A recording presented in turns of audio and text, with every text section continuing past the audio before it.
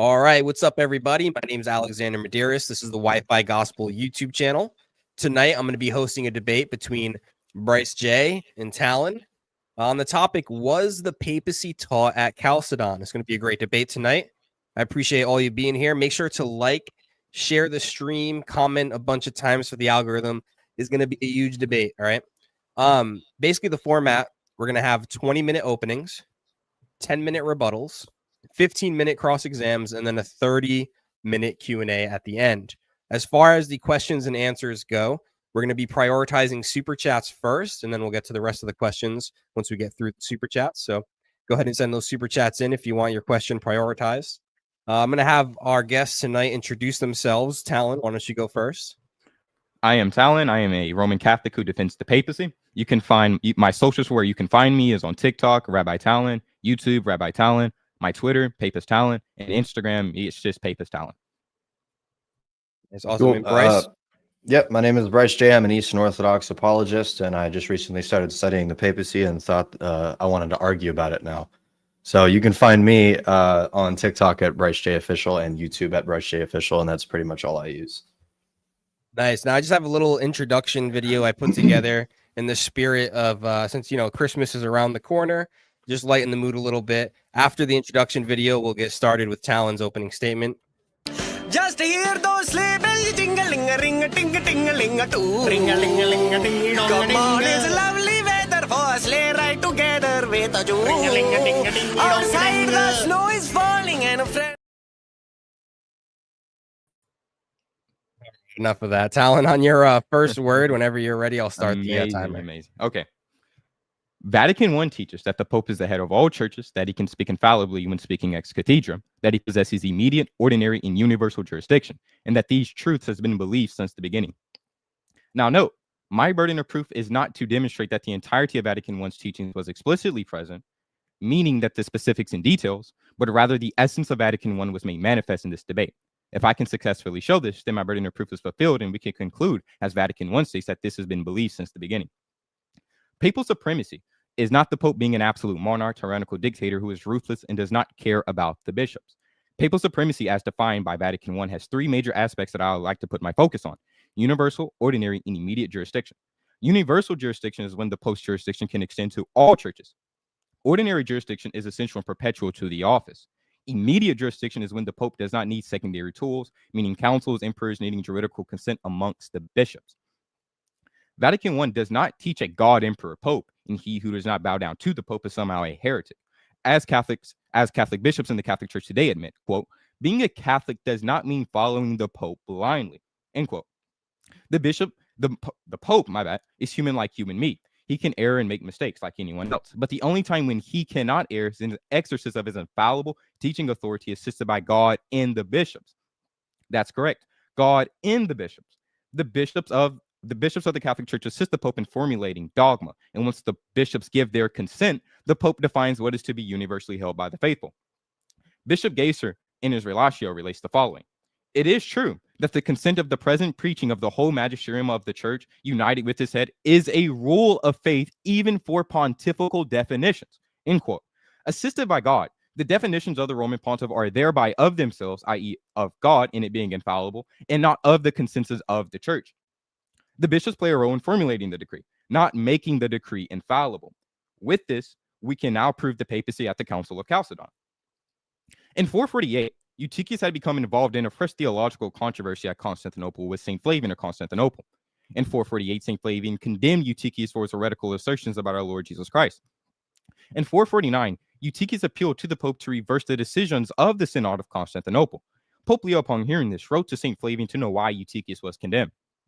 The report of St. Flavian had not yet reached Rome, and in that letter, he called out Eutychius for his errors and described him as a wolf in sheep's clothing.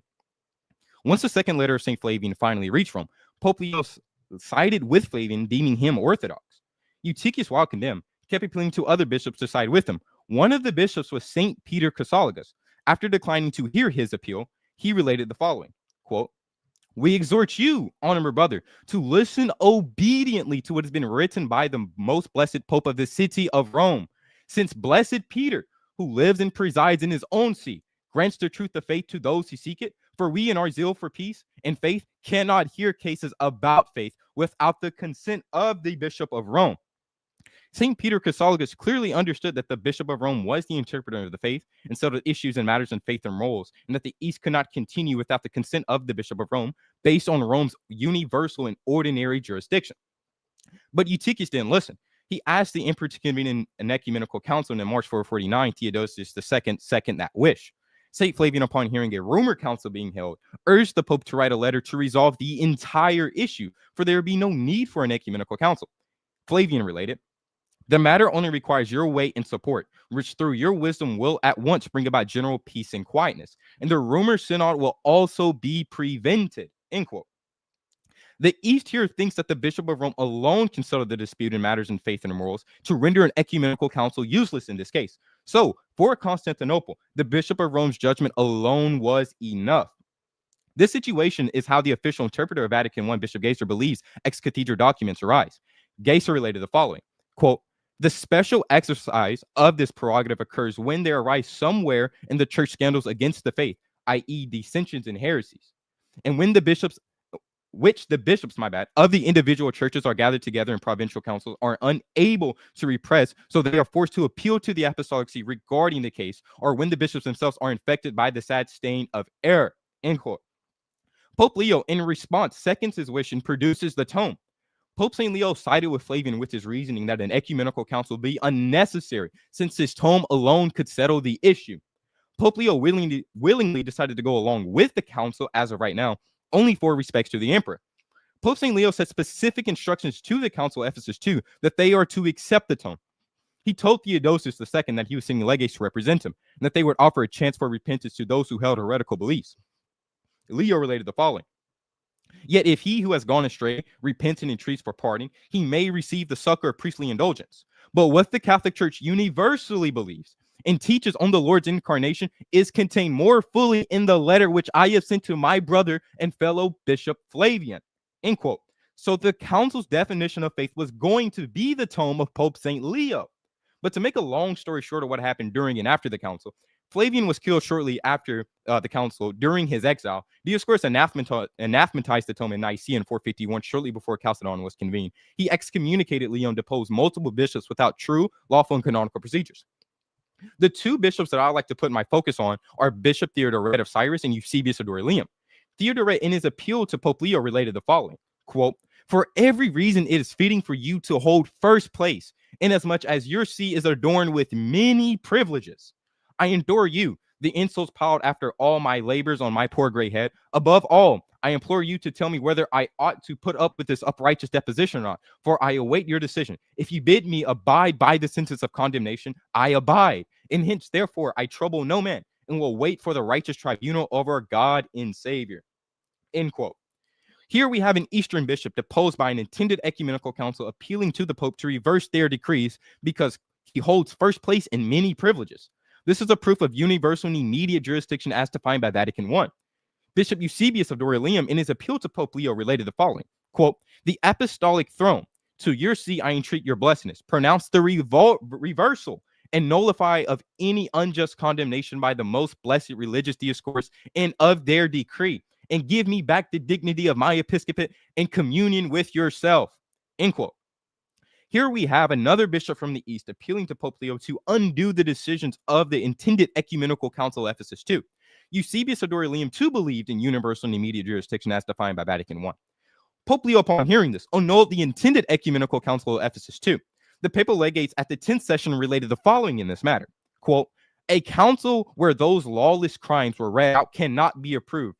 If all the proceedings there have been made null by the most blessed and apostolic bishop of the city of Rome, it is indeed imperative that we also petition the most mild and Christian emperor to decree in sacred law of his own that this council is not even to be named, end quote. The papal legates representing the Roman See said the Pope annulled an ecumenical council. Clearly, the papal legates believed in papal supremacy. Pope Leo urging Emperor Theodosius II to convene a new ecumenical council, but the emperor declined. The new Emperor Marcian agreed to convene an ecumenical council in the East. But the Pope soon realized that this action, of course, was unnecessary. For Pope Leo, It was sufficient to send legates in the East in order to collect signatures to his throne through the agency of St. Anatolius, the successor of Flavian in the Church of Constantinople. This would either restore communion to those unlawfully defrocked to the regretful clergy who came to their senses from their prior actions defending Dioscorus and Eutychius. Nevertheless, the Pope eventually submitted to the emperor's plans and prepared his legates to go east. Scholar Henry Chadwick related the following in this matter, quote, in Leo's judgment, however, the function of the Greek council was to manifest its own orthodoxy by submissively indicating its assent to the ruling already given by himself, the legitimate juridical successor of Peter, the Prince of the Apostles. It was axiomatic for Leo that the Roman See has received and guards the true apostolic tradition, is predestined by God for this service to the entire church, is therefore protected from leading the church astray, and in jurisdiction possesses a universal responsibility inherent in Peter's successor. End quote. The late Orthodox Archbishop and Professor of Canon Law, Peter L. Heulier, also concurs. In the thought of St. Leo, the goal of the assembly was to regulate the canonical situation of the bishops who had compromised themselves at Ephesus 449, and to reestablish the victims of Dioscorus and his followers in their rights. He considered the question of faith had already been settled by his tome. The only thing for the future assembly to do, according to the Pope, was to accept this document. It must be noted that the bishops in the East before the Council of Chalcedon had already accepted the tome. Pope St. Leo, in his letter to Bishop Passionus, Leo related the following, quote, I have sent your love certain passages from our holy fathers, which our representatives presented also in Constantinople together with my letter. You should also know that the whole church of Constantinople, with all the monasteries and many bishops, have declared their assent, and by their subscription have anathematized Nestorius and Eutychius together with their doctrine. You should know, in addition, that I have recently received the Bishop of Constantinople's letter in which he relates that the Bishop of Antioch, and after sending the letter throughout his provinces, and all the bishops have demonstrated their assent to my letter and condemned Nestorius and Eutychius with the same subscription. End quote. Now note, there are 4 patriarchs before the Council of Chalcedon: Rome, Constantinople, Alexandria, and Antioch. 3 out of the 4 accepted the tome as dogma. So the reason why that the Alexandrian patriarch didn't accept it was because he was an apostate heretic. So when we read the second session of the Council of Chalcedon, the fathers at the council are simply professing what they had already signed. So we can conclude by the majority consensus of the tome's acceptance, we can say it was dogmatic before the Council of Chalcedon. After the tome of Leo was read out in the second session, the fathers at the council proclaimed, quote, this is the faith of the fathers. Anathema to him who does not believe accordingly. Peter has uttered this through Leo. The council fathers made their judgment loud and clear. The tome is orthodox. It's the faith of the fathers, and Peter himself laid it down. The tome was the definition of faith before and during the council. This is an issue for my opponent, Bryce J. Because if a document needs an ecumenical council for something to be considered dogmatic and infallible, but when we see the tome being considered dogmatic and infallible before an ecumenical council, we can conclude there is a contradiction within his ecclesiology. Now, I want to show the audience in specific the clearest basics to the Vatican I papacy within the third session. Now, note, Dioscorus had failed to show up at the council after being summoned 3 times. The papal legates with the authority of Rome deposed Dioscorus universally in the name of Pope St. Leo. The legates related the following. Oh, my bad. Therefore, the most holy and blessed Pope, the head of the universal church, through us, his representatives, and with the assent of the Holy Council, endowed as he is with the dignity of Peter the Apostle, who is called the foundation of the Catholic Church, the rock of the faith, and the doorkeeper of the heavenly kingdom, has stripped him of episcopal dignity and excluded him from all priestly functions. 308 bishops ratified the papal claims that Peter is the rock of the church, the Pope is the head of the universal church, and that the Pope possesses the authority to remove anyone from the church by his own authority. How does Bryce J. explain this? How does he explain such a clear development to the Vatican I papacy? He cannot. But didn't they judge the tome? Didn't they say, I judged the tome to be orthodox in the 4th session? Wouldn't this contradict Vatican I when it says the definitions of the Roman pontiff are of themselves and not by the consent of the church irreformable? The bishops did indeed judge the tome. There's no doubt about that. But it doesn't therefore follow that the definitions of the Roman pontiff were subject to be reformed. I'll explain why. The source of authority versus the mode of reception. The acceptance of the tome at the Council of Chalcedon fully aligns with Vatican I's definitions that the papal definitions are of themselves and not by the consent of the church irreformable. 1. Leo's authority was definitive. Pope Leo viewed his statement as final conclusive ruling precluding the need for conciliar debate on the doctrine itself. As Price establishes, quote, Leo regarded the doctrinal controversies having been settled by his tome. If there had to be a council, he held that it should simply acknowledge and confirm the teaching, end quote. Similarly, Chadwick notes that since Leo, quote, thought his tome settled all theological questions, he saw no place for debate, end quote. This demonstrates Leo's clear intent to speak with a definitive, self-sufficient authority. 2, the council provided verification, not veto. The bishop's subsequent review of the tome was a necessary act of verification in a form to send a truth already established, not a juridical act of conferring authority. Luke Revington decisively refutes the opposing view. Quote, the objection has been so confidently raised that the tome of Leo was sanctioned by the synod after examination as by a superior authority collapses for a want of evidence, end quote. The bishops, by signing it, were witnessing to their own orthodoxy rather than setting a seal to that of Leo. The council's primary function was to promulgate this irreformable doctrine universally and to demonstrate the church's unity. It should be noted that even prior to Chalcedon, as evidenced in Leo's letter to Passionists, as I already related above, he highlights to Passionists that Constantinople and Antioch had already subscribed to the tome, with the exception of Alexandria, which would be fixed at the council.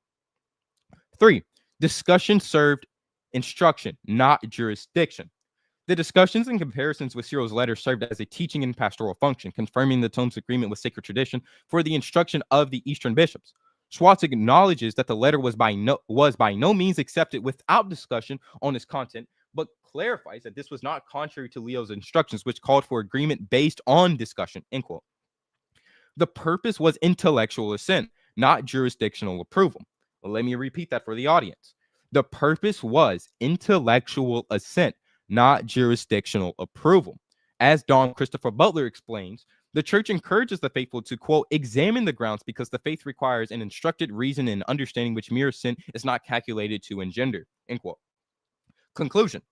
The Eastern bishop's judgment was a verification of conformity to ensure informed assent and unity in the act of reception. It was not a conferral of authority. The tome's irreformability originated exclusively in the patriarchalism exercised by Leo I, just as Vatican I later defined.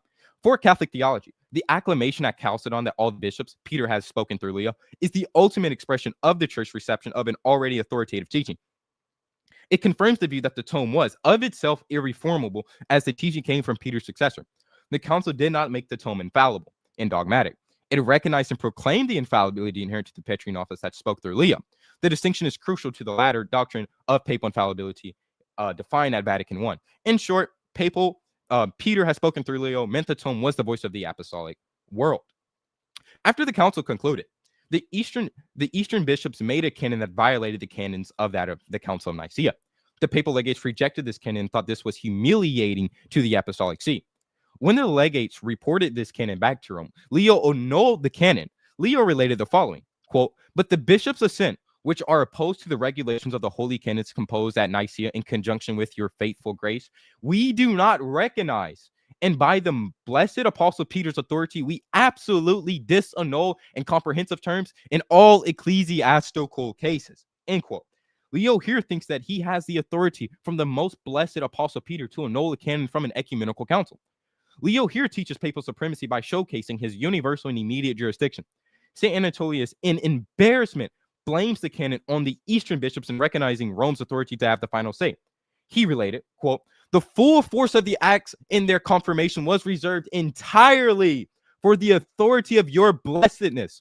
Thus, your holiness recognized this as firmly established. Nothing of this affair was done by me, end quote. Anatolius clearly believed in the Pope's supremacy that is universal and immediate. How does Bryce J explain that Eastern bishops that are venerated in the Eastern Orthodox Church are clearly teaching papal supremacy? Does his church secretly teach Vatican I? We don't know.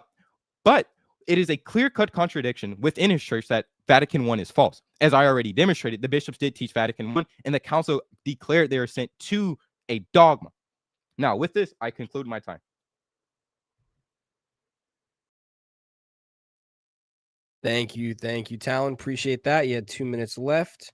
I'm going to bring Bryce up in a second here. Just want to say how many likes are we at? Can't see.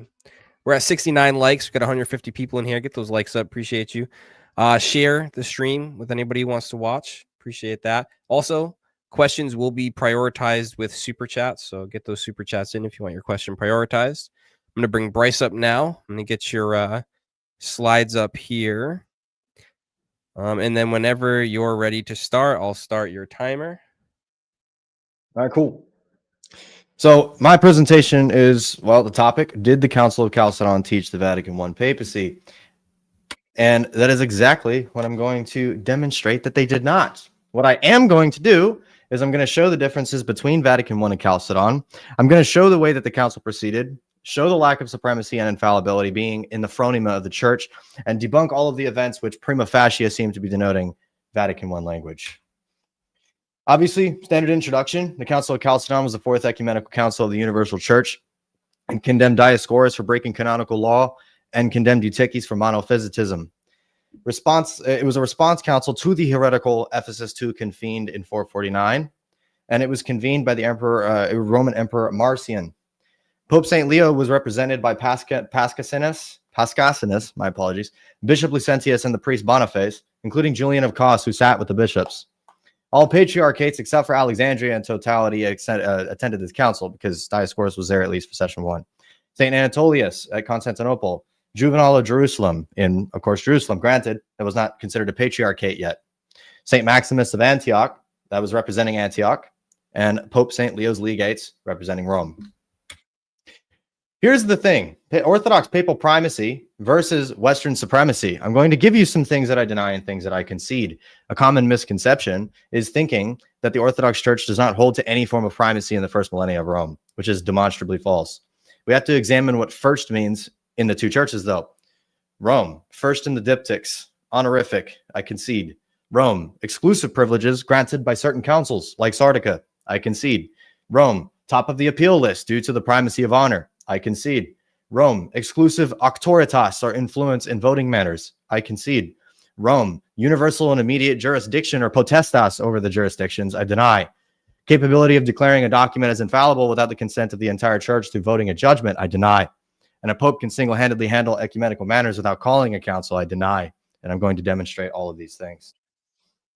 The first main point that I have here is honorifics. Papal lawyers love to cite passages from the time period that demonstrate that people either claim that Rome is superior or Rome has the authority, perfect faith, etc., to try to show this to support the mindset demonstration of Vatican I. But sadly, this falls flat on its face and even shows that they are presupposing their own position is true already when they're reading into them.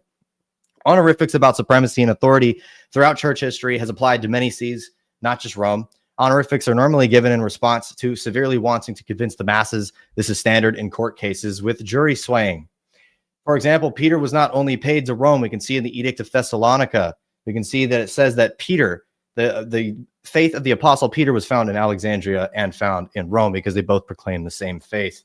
So they are professing them being orthodox in doctrine, therefore they're from Peter. Are appealed with that title, are appealed with that title, and does not imply that St. Peter only applied in general authority to Rome by itself. And also does not show that just because of the faith of Peter is claimed in a diocese, that automatically means that they have some form of infallibility or something extraordinary in power or potestas. There's a reason, by the way, why I'm using these Latin terms today, because they're going to matter to my argument.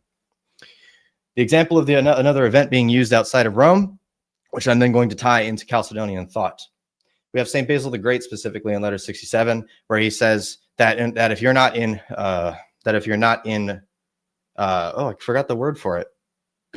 Wow, it completely went over me. If you're not in communion with Meletius of Antioch, that you are not Christian, right? He had this type of perspective during the Meletian Schism, which then we can see another example here with St. Augustine in Homily 2 on 1 John, where he says, if you be Catholic Christians, communicate with that church from which the gospel is spread over the whole earth. Communicate with Jerusalem. He's literally saying that if you're not part of Jerusalem, that you are not Catholic. So if we take St. Augustine at face value here, it seems that the communion of Juvenal was the point of knowing if someone was Catholic. Therefore, when Rome didn't accept Ephesus II, but Juvenal did, Rome was cut off from the church and was no longer Catholic. Obviously, this is a ridiculous conclusion. Same thing about Basil that I kind of skipped here, but this is about Antioch, meaning that if you were not specifically in communion with Antioch in that time period, right? So Pope St. Leo technically would have been out of communion with the church from 449 to 451, the summer right before Chalcedon, because of the acceptance of Maximus of Antioch.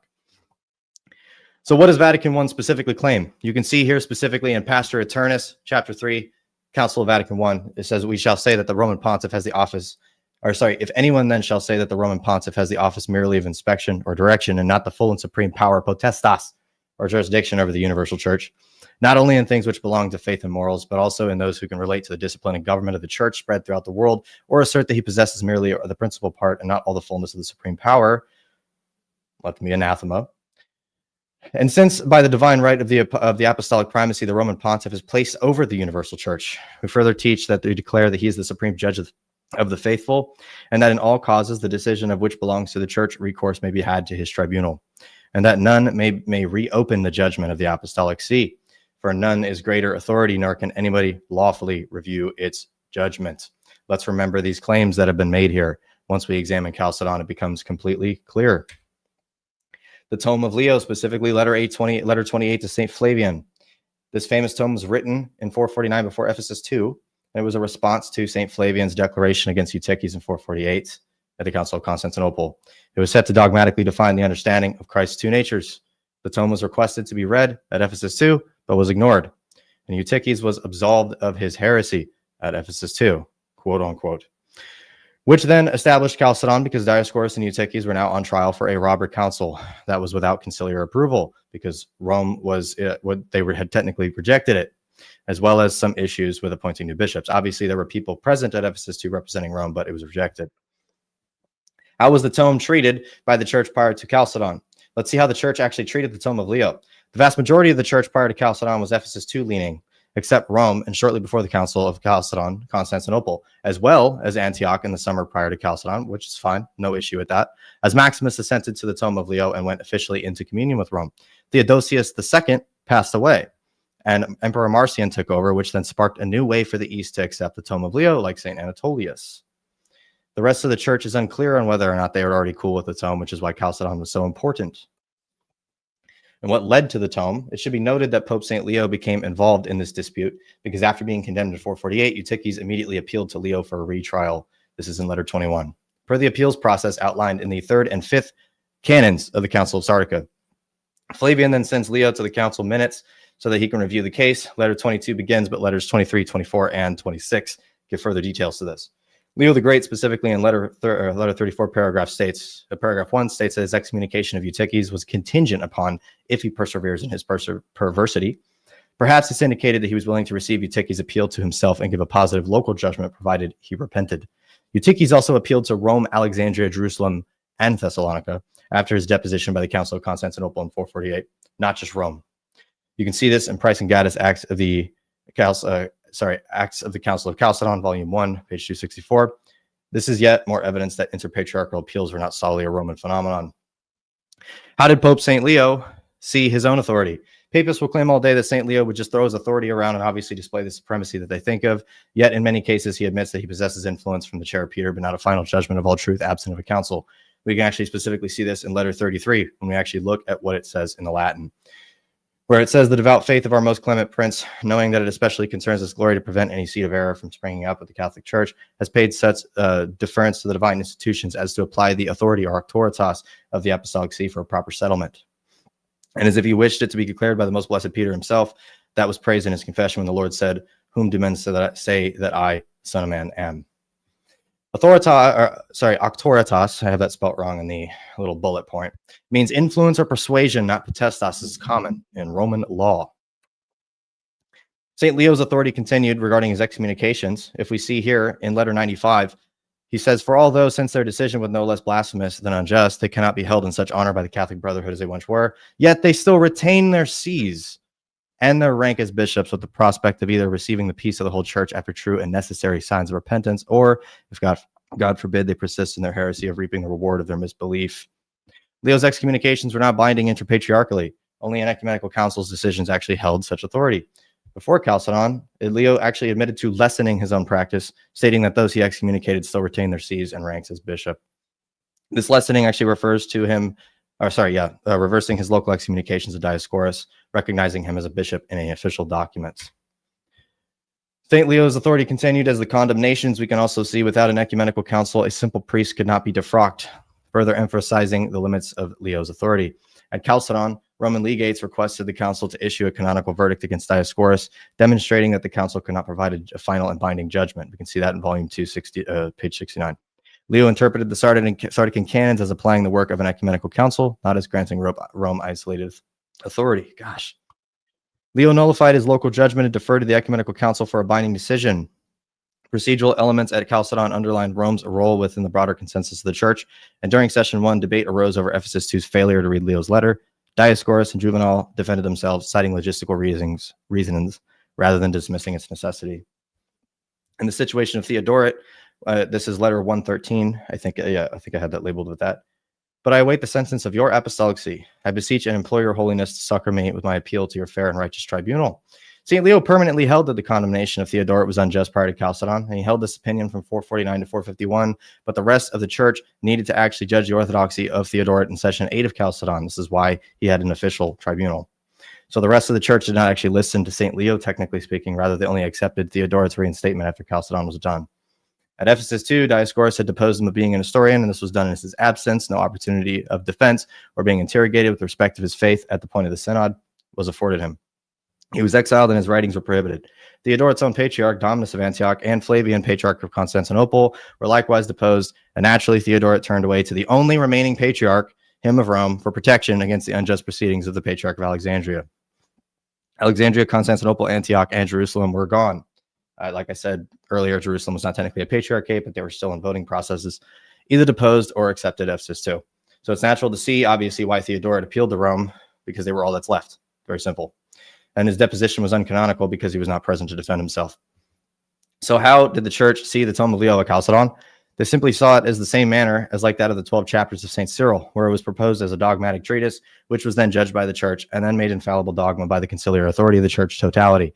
This is actually seen from session 2 and session 4 of Chalcedon and some of the letters of St. Leo, where it's literally said, the blessed Cyril taught accordingly. This is the true faith. This is the holy faith. This is the eternal faith in which we are baptized. Into this we baptize. We all believe accordingly. Pope Leo believes accordingly. They're saying that Pope Leo is orthodox. We can see that because what Cyril says. This is in session 2, preceding section 12. It also says in sections 20 to 21 in the proceedings, it says we all believe accordingly. Pope Leo believes accordingly. Anathema to him who divides and who confuses. This is the faith of Archbishop Leo. Leo believes accordingly, and Leo and Anatolius believe accordingly. We all believe accordingly. As Cyril, so we believe. Eternal is the memory of Cyril, as is contained in the letters of Cyril, so we hold. As well as letter 37 specifically to Theodosius, where it says, this is especially so since the point of faith at issue is so obvious that it would have been more reasonable to have refrained from summoning a council. This is obviously one of his things where he says that there wasn't really a point to having a council at the time, which is fine. Although I cannot come, I have striven zealously insofar as the Lord designs to help me to comply in large part with your clemency's orders. He didn't want a council because the issue was stupid, not because of some infallibility of the tome already had solved the problem. That's not the actual problem here. It's the fact that Leo thought that the problem that was happening was dumb, which he chose to comply either way. So letter 102, it says the Holy Council has now, with devoted unanimity, agreed with the letter written by our humble self. A letter rightly strengthened by the authority of my master, the most blessed Apostle Peter, has cut off from God's church these outrageous fictions, which are the views of the devil. I mean that, and then it says, it has cut off the abominable disgrace and likewise condemned Dioscorus of Alexandria for his impiety to keep that church from suffering undeserved captivity under the domination of a heretic. I mean that church which, when the gospel was first being written, was established by Blessed Mark, referring to the see of Dioscorus at the time. The church is the finality of how the tome was actually treated, and the condemnations were based in the council, not off by the tome by itself. You can also see in letter 33, of course, where it says, but because the healing of such men may not be neglected, and the most Christian emperor has piously and devoutly desired a council of bishops to be held, that all error may be destroyed by a fuller judgment. So the church itself is the fuller judgment, not just Leo's tome by itself, right? As well as when the letter of Chalcedon to St. Leo, which would be letter 98, it says, accordingly, we entreat you, we honor our decision by your assent, as well as we have yielded to the head our agreement on things honorable, so that the head also will fulfill the children what is fitting. For thus will our pious emperors be treated with due regard, who have ratified your holiness judgment as law. Ratify simply just means to approve or enact a legally binding act, which would not otherwise be binding in the absence of such approval. The church actually verifies that this is the term that it uses for ratification in the exact same letter. We can see it another section of this letter where it says, in consequence of which We ratified with such moderation as we could the vote which he had passed against himself by his blunders, stripping the wolf of the shepherd's skin. So the same letter states that they ratified with moderation the vote passed regarding the condemnation of Eutyches. So then when they enact the same word is used for the tome, they are admitting that they passed judgment on the tome. The exact same wording is used regarding the condemnation of Eutyches, which obviously I'm sure that Talon wouldn't disagree that the church was the one that judged the condemnation of Eutyches here.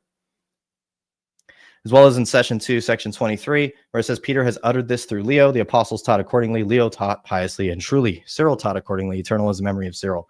Leo and Cyril taught the same. This simply just means that St. Leo has proclaimed the same understanding of the incarnation that St. Peter did in Matthew 16. Therefore, St. Leo is correct. Cool. The most glorious officials in the exalted Senate said, since the divine gospel is displayed by your devoutness, let each of the most devout bishops assembled state if the definition of the 318 fathers who met formally at Nicaea and the 150 who convened subsequently in the imperial city is in harmony with the letter of the most devout Archbishop Leo. Let them state if it's in harmony. This is judgment language. As well as in session 4, section 60, where it says, since the most devout bishops of Egypt have the time been deferred from signing the letter of the most sacred Archbishop Leo, not out of opposition to the Catholic faith, but on the grounds that it is custom in the Egyptian diocese to do nothing of the kind without approval and decision of the Archbishop.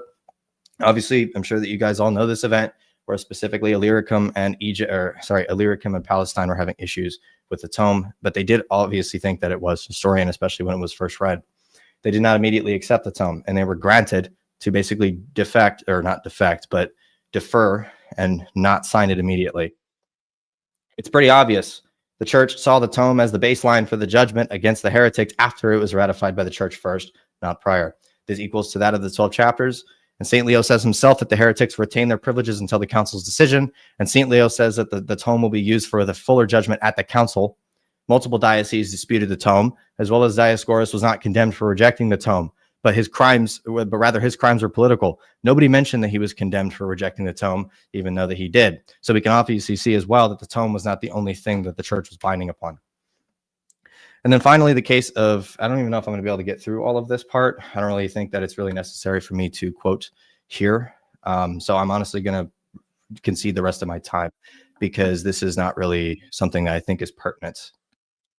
We've got 2 minutes and 43 seconds left. Yeah, I'll go ahead and just concede the rest of my time because I'll use Sounds this probably later on in the debate. All right. Drop them down just to say we got up to 90 likes. We got 160 people here. Get it up above 100 likes, or I'm just going to end the live stream and we'll just have 2 opening statements. No, just kidding. But yeah, get those likes up. Come on, guys. Also, thank you for the super chats. Appreciate you. You guys, your questions will be prioritized. You should put who the question is for, even if you just do it like underneath in the reply, just so I know. But I could probably figure it out either way. Yeah, let's go ahead. We're going to do 10-minute rebuttals, starting with Talon. Talon, as soon as you, what's up, man? As soon as you start your first word, I'll start your timer. All right. So you claim that letter 14, that, and what Leo is saying that, oh, Peter also equals Antioch. Well, when we read letter 14, we kind of get a different conclusion when you actually read the text. Because when we read what Leo says in letter 14, he says, and I quote, he says, and again, there was a certain on whose appointment is the greater city should undertake a fuller responsibility, through whom the care of the universal church should take coverage towards Peter's one seat, and nothing anywhere should be separated from its head. Pope St. Leo is teaching that the one seat that the universal church should take its coverage to is Peter's seat. So according to Pope St. Leo, that Leo equals Rome, Peter equals Rome. You can read scholars like Michael Miller, Archbishop Michael Miller. He also agrees with me too. And you also stated in letter 95. I knew you were going to bring up letter 95, so I already prepared for my thing for that. So you brought up that letter 95 that Leo was unable to remove him universally, and it wasn't until the council. Well, when you read what Leo said in letter 95, he says, and I quote, I have modified my practice somewhat in order that their slow minds might be aroused from by some feelings or a compunction to ask the lenient treatment, end quote. Pope St. Leo in letter 95 says that he modified his excommunication against Dioscorus. And we do know that a full condemnation of Dioscorus would have resulted in deposition by the Pope. you said here that the church was unsure that the tome that was unsure of the tome. That's why Chalcedon was convened. That's not true, as I already demonstrated in my opening statement. Rome, Constantinople, Antioch had already accepted the tome. That's 3 major patriarchs accepting the tome before the council. They don't seem pretty, in my opinion, they don't seem pretty confused at all. They actually do know what they're talking about. And we see this in the letter, if I'm not mistaken, letter 69, when the empress declared that Anatolius has subscribed to Leo's letter. And so, yeah. And you said that Leo and the Sardican canon, you brought up Leo and the Sardican canons. No one disagrees with that. We believe that the Sardican canons reflect Rome's immediate and universal jurisdiction. We don't say that the Sardican canons grant this, right? And you said Theodoret was judged orthodox by the council, but Leo did it before it. That is not true. And I want to state this to the audience. Leo did not judge Bishop Theodoret to be an orthodox bishop. He reinstated him as bishop because 449 did not do it right. This is what Father Richard Price says. He says, and I quote, Bishop Theodoret of Cyrus and Ebos of Edessa were reinstated, not in view of their theological opinions, but because their deposition at the Second Robber Council of Ephesus 449 had been tyrannous and uncanonical. So Leo did not judge Theodoret to be an Orthodox bishop. He judged that his trial at 449 was uncanonical. You also said honorific for Basil 66-7 for Melentius, right? But here's the thing with honorifics and flowery language. Flowery language and honorifics do not reflect reality. Honorifics and flowery language, they have a symbolic meaning towards it. And in letter 67 by Basil, he explains what he means, right? So when we see here that with honorifics, it cannot be applied to the Pope here because we see that Leo actually does do what he said he did and what the bishops claim that he could do. Like, for an example, Leo saying that he can shepherd all the churches throughout the world. That is his responsibility. That's what he says in Sermon 4. And we see him literally doing this by annulling an ecumenical council in the East. So according to the Pope, that this privilege is not an honorific title. It's something that is really inherent to his see. And you brought up that Maximus technically that Leo would have been out of communion, which is not true. We get a different reading when we read the 10th session. It actually says that Leo received Maximus into his communion, not the other way around. So you either misread or you just didn't read it at all. It's perfectly fine if you did. And so you mention a fuller judgment, as Leo says. What Leo wanted was everyone to agree. Leo wanted everyone to be on the same accord that he was to understand what he was saying, right? Because that's what Leo wanted in this council. He wanted everyone to agree with on the basis of the tome's acceptance. This is exactly what he says in letter 120.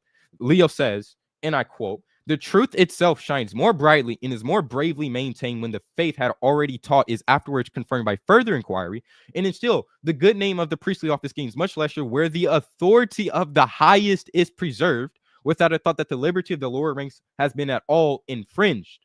And the result of a discussion contributes to the greater glory of God when the debaters exert themselves with confidence in overcoming the gainslayers, that what of itself is grown wrong may seem to be passed over in prudential silence." So, in the mind of Pope St. Leo, them judging the tome and them going over the tome by fuller judgment was no issue. He literally says his supreme authority was preserved in doing so. And he says when they judged the tome, they felt more confident in their faith because because the whole point was the testimony of their faith. This is what Bishop Sacropius says when he talks about the Egyptian bishops in the 4th session. He said that the Egyptian bishops, by subscribing to the tome, is a witness to their orthodoxy. So, and this is exactly what Leo wanted. And my bad, I kind of dozed off there. And then you made the claim that the tome was the same as the 12 chapters. I already refuted that in my video that I made about you. You probably didn't watch it, which is fine. So I'll just repeat the same points again. Right. So when we see the 12 chapters in the letter of Pope St. Leo, it's completely different because the 12 chapters was conciliary accepted in an ecumenical council, whilst the tome was accepted by everyone before an ecumenical council. And as according to Leo, that God established this tome by divine institution, and that this was this was the works of the merits of Rome, my bad. And so according to Pope St. Leo, by divine institution this tome was laid down. So, and we see this in evidence in letter 70 when he compares his tome to Cyril's dogmatic letters. He uses a Latin word, and I want the audience to pay attention. He uses a Latin word, veil, right? It means and in English, but in Latin, it just means the same level or identical. In Leo letter 70, he uses the word and when using the tome and when using the dogmatic letters accepted by Cyril.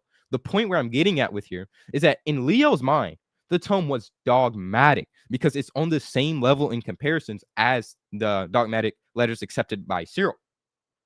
And then you later stated that the Council of Ephesus and how the way the Council of Ephesus II treated the tome, the whole point of the council really was to get all these bishops back in their place, because these bishops had they didn't really accept the tome because they thought it was really heretical, which isn't an issue for me. It's an issue for them, because when we do see that the Council Fathers fully expanding on the tome, saying it's orthodox. So, and then you mentioned that when the fathers, when they compared the tome with Cyril and when they compared the tome like with other fathers, right? And I want to read, and I want to tell you why, and I'm going to read you the acts of itself. The officials told the council that every single time when you read out the tome or when you say the tome, you have to say it's in harmony with the fathers. This is what the officials said. And I'm going to read it now. But before I do, what's my time, host, if you don't mind? What's my time? You have 1 minute and 50 seconds. Perfect. Okay. So this is what the council said. This is what the officials, the Senate said. It says, "You should know each of you will give an account to God on behalf of his own soul and all of us, who long before to be taught the truths of religion, correctly see every dispute resolved through the concord of agreement, harmonious exposition and teaching of all the sacred fathers. Therefore, apply yourselves without fear, favor, and enmity to produce a pure expedition of faith, so that those who appear not will share the views of all to be restored in harmony by acknowledging the faith." And this is how the way the council respond. This says, "No one makes a new expedition, nor do we attempt to presume to do so. For it was the faith, for it was the fathers who taught and expounded and preserved in writings, and we cannot go beyond it." Sacropius, the most devout bishop, said, "There arose an affair with Eutychius. A decree was issued on the subject by the most holy and Archbishop of Rome. We assent to it, and we all signed the letter." It was not the bishop's idea to compare it with Cyril. It was not the bishop's idea to do so. The officials told the council to do so by an account of God, for it can be in the official minutes of the acts of the council. And an example that I would really like to prove is actually within Vatican I with the Relatio and Pastor Aeternus. The Relatio was written to explain Pastor Aeternus because the bishops were confused. So what Bishop Gaisler did, he explained papal infallibility by comparing it with the fathers, by showing it's in perfect continuity and it's in harmony, by like supremacy, this, that, and the third, right? So we see this example even within Vatican I, that they compared Pastor Aeternus with the fathers, and there was no issue. And a really good example that you should be familiar with, Bryce, is that at the Council of Lyons II, they already declared the Filioque dogma. And at Florence, the Latins reopened the discussion, and they judged it just to prove their point to the Greek bishops that this is in fact orthodox, not that the fact that they were trying to say it cannot be orthodox. And that's the rest of my time. Thank you, Talon. Appreciate it. All right, Bryce, for your 10-minute rebuttal, I'll start the timer when you start your first. All right, cool. So regarding the letter 95 rebuttal, where he modified his excommunication because the church would not assent, even if we were to say that he attempted to locally excommunicate Dioscorus, right, that wouldn't be an issue for them. That wouldn't be an issue for us just because of the fact that Leo believed that he could excommunicate somebody. Things like that happened all the time in church history, especially at the time of Constantinople II, for example, where St. Justinian believed that he could excommunicate Pope Vigilius. Things like that happen all the time. So I'm not really sure how emphasizing that he locally excommunicated Dioscorus in the first place would be some kind of supremacy being shown. Also, the Leo and the Sardican canons point that you had, that it only reflects Rome's position, or that it's basically just it's just reiterating or something like that, their divine right. That's a cope, because you would have to provide evidence for that to actually be the case. You're just presupposing your own position and that it's some kind of implicit thing that was just brought out through Sardica, which I think is ridiculous. Also, when you said honorifics do not reflect reality, I think that that's honestly a concession, because 90% of your arguments were providing were people providing honorifics to the Pope, therefore that they believed that he was supreme. Dioscorus was referred to in Ephesus 2 as the bishop of the churches, or that he spoke through the Holy Spirit. The Holy Spirit is infallible. The people at Ephesus 2 actually believed that Dioscorus spoke with the Holy Spirit. Things like this happen all the time. And obviously they don't reflect reality. That's my point, is the fact that just because there's some kind of just because there's some kind of honorific applied to some kind of bishop in some way, shape, or form, there's usually a broader context to that, especially like if they're trying to win over their support. As well as the 12 chapters part that you brought up here. Even if Pope Leo did believe that his own letter was equal to that of Cyril, he's referring to it being orthodox, not because of the status of it being dogmatic by itself. He was referring to the fact that the tome itself was referring to the exact same understanding of the incarnation as what Cyril was saying. And regarding the divine institution, where they would say that this tome was laid down by divine institution, that God protected Leo providing the tome, which I would honestly concede that other fathers also had done this, that God had done this with other fathers. Like, for example, St. Gregory the theologian's orations, St. Cyril's anathemas, St. Athanasius on the incarnation, all of the major documentations that were used, that were declared as dogma, that were utilized to profess the truth. So again, divine institution, and that the tome was laid down via that. And even if he believed that prior to the council, that doesn't mean that then therefore it already was the case in terms of the phronomy of the entire church. It still had to be actually judged to be that case. The church had to actually verify that that was the case. I'm going to go ahead and actually reference a couple other things here. So specifically from your opening, you referenced Eusebius, right, regarding the apostolic throne has been wont from the beginning to defend those who are suffering injustice, wherefore I, being entangled in unavoidable embarrassments, fly to the only refuge after the help of God in my own afflictions and extremity, where he actually refers that he requests the annulment of Ephesus 2. But it's a little interesting that was brought up because when you actually look at the Acts of the Council, we can actually see something that Eusebius specifically states in, I think it's section 187 here.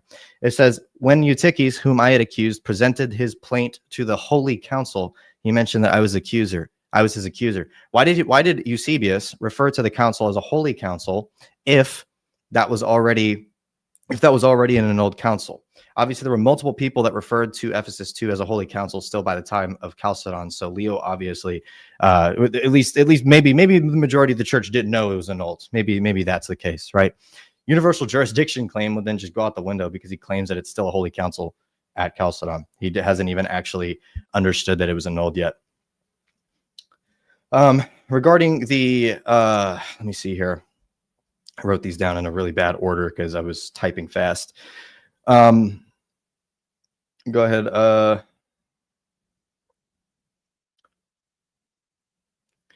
me see if I can bring that section here. Okay, so the Sacripius argument specifically, where it says that the Eutychian matter has sprung up, and on this a form has been given by the Holy Archbishop Leo, and we go by it, have all subscribed to the letter, to which the bishop shouted that we also say the explanation already given by Leo suffices, another declaration of faith must not be put forth.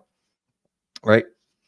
So, though in session 2, Sacripius does say this, Bryce translates this as, there arose the affair of Eutyches. A decree was issued on the subject by the most holy Archbishop of Rome. We assent to it and have all signed this letter. It's in the Acts, volume 2, page 10.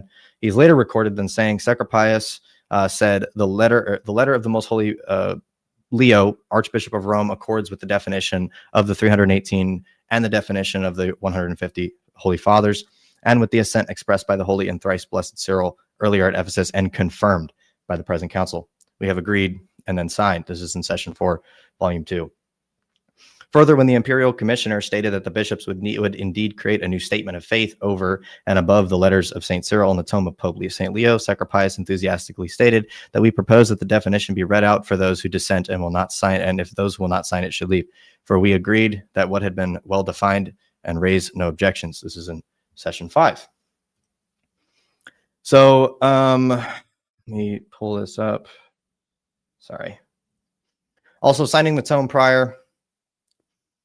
We can see that St. Anatolius of Constantinople had begun collecting signatures to the tome well before the council. This is in documents before the council. This is the 9th document before the council. We may presume that the bishops waiting at Nicaea before the council opened will have been pressed for their signatures. In the fourth session, a great number of bishops reported that they had already signed. Volume 2, page 4.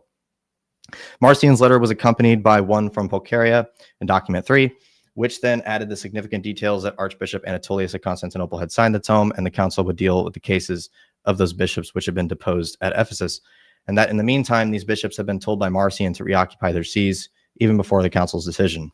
In fact, the emperor's agents were active in securing subscriptions to the tome, as many as the bishops as possible in the regions dependent on Constantinople and Antioch, as is mentioned in the letter of Leo. This is in document 9 of the documents for the council. Already in 21 October, Anatolius held a synod at Constantinople, at which he and his bishops signed the tome and were formally restored to communion with the Roman See. Volume 1, page 88 for all that. When Theodosius II died suddenly in the summer of 450, the court of Constantinople immediately reversed its ecclesiastical policy, and Eutyches was subject to restraint, and the bishops were pressed to sign Leo's tome as the only way to restore ecclesiastical communion with the West. Volume 1, page 118 from Father Richard Bryce. This is his statement. Far from it being sprung up on them at the council, as they would claim, obediently submitting to it as the bishops sign it, they state that they have examined the tome and found it to be in accordance with Nicaea, Constantinople, Ephesus, the letters of Cyril of Alexandria. And we can actually see here, Father Richard Price actually adds the important note that the tome took a second stage to the Cyrillian definitions, where he says that the council solemnly approved the tome of Leo. This is actually something that Father Richard Price specifically says himself. And it was a result of Roman insistence that the definition contains an unambiguous statement on two natures of Christ. There were significant non-Cyrillian features of the Christology of Leo, as of in the West in general, in a word. While Cyril treated Christ's human nature as the instrument of the divine word, Leo's emphasis on the cooperation of the two natures in the one mediator of between God and man, the man Christ Jesus, 1 Timothy 2:5. If we take Leo's Christology as our starting point, a very different interpretation of the definition emerges. But this was certainly not envisaged by the council's fathers themselves. They interpreted the tome as simply a confirmation of the insistence by the Home Synod of Constantinople in 448. In its condemnation of Eutyches, that Christ is consubstantial both with the Father and with us men, and that therefore the two natures of Christ that remain distinct even after the union. The distinctive features of Western Christology echoed in the tome were of no concern to the council whatsoever. In all, despite the formal approval of the tome by the Eastern bishops, both before the council, at the council, and the definition itself, it remained far less important for them than the conciliar letters of Cyril. This is in the Acts of Chalcedon, volume 1, page 67. Father Richard Price's words for that, since we're quoting him. Also, we could see in volume 2, page 68, people actually raised objections to compare it to Cyril, where it says, similarly, after the reading of Leo's tome at the second session of Bishop Atticus of Nicopolis, argued that the tome needed to be compared to the 12 chapters. In a subsequent informal meeting of the bishops, the Roman delegates had to satisfy their Eastern colleagues by playing down the Diophysite emphasis at the tome. Like I said, this is volume 2, page 68. And in several of the early sessions, it seems likely that an additional debate regarding Leo's tome or the definition took place, but it was not recorded. In volume 1, page 78, Father Richard Price actually states that himself. He makes that argument that there was debate regarding the tome, but it was not recorded, and this is seen implicitly in all of the people that are talking about it. So whether the tome was merely just an opinion or not is irrelevant to whether it had been ratified by a council, which we see that the bishops did. No one actually believes St. Leo just meekly submitted it as an opinion, any more than any other bishop submits a document as just an opinion. Had the council not ratify it, St. Leo would undoubtedly have continued simply sticking to the tome, insisting anyone who wanted communion with him to accept it. Sweet. Thank you so much for that, Bryce. I'm going to bring Talon back up here. We're going to go to 15 minutes for the cross-examination. I'm guessing Talon's going to go first here. Yes. So just to be clear for everyone, the person who is leading the cross-examination is the person asking questions. The other person can ask a question, but only to clarify the question that the leader is asking. I'm going to do my best to not interrupt, but if things are getting sticky, I'll try to separate you guys and proceed. Yeah, I think that's good to go. Oh, it already started. Let me reset that. Yeah, Talon, whenever you say your first word, I will start the timer. All right, I'm ready. All right, Bryce. So with your critique against Vatican I, do you think that what we believe is that can the Pope decree in opposition to the bishops? Oh, you're muted, Bryce. My bad. I would say that the section chapter 3 of Pastor Eternus that I read, that it actually states that you cannot go against the bishop even if the council were to declare contrary. So are you saying that the Pope can decree in opposition to the bishop? Yes or no? That's what Pastor Eternus says, yes. Okay, so why did Pope Pius IX approve this document? It says, and I quote, "In the government of the church, never will they undertake anything which concerns the universal church without taking the counsel and advice of the bishops as they did before the council."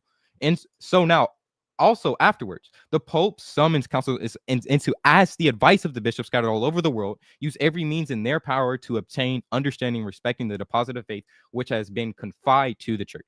So in this document approved by Pope Pius IX, it literally says that the Pope cannot decree in opposition to the bishops.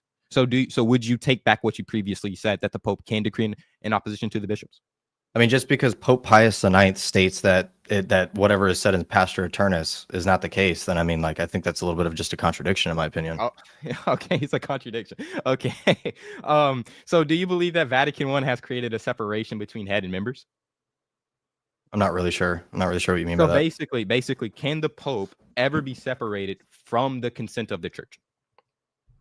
You're a minimalist, so I'd say that that's probably what you believe. That can't happen. That cannot happen. Okay, so with this, in regards to Leo and Chalcedon, it is for the church to examine the grounds when the Pope decrees something, and it is for them to give their consent, not the fact that they gave the authority to the tome. It's that the fact that they acknowledge the tome. And that's what Leo says in letter 120. And I'm going to read you letter 120, and I'm going to ask you a question.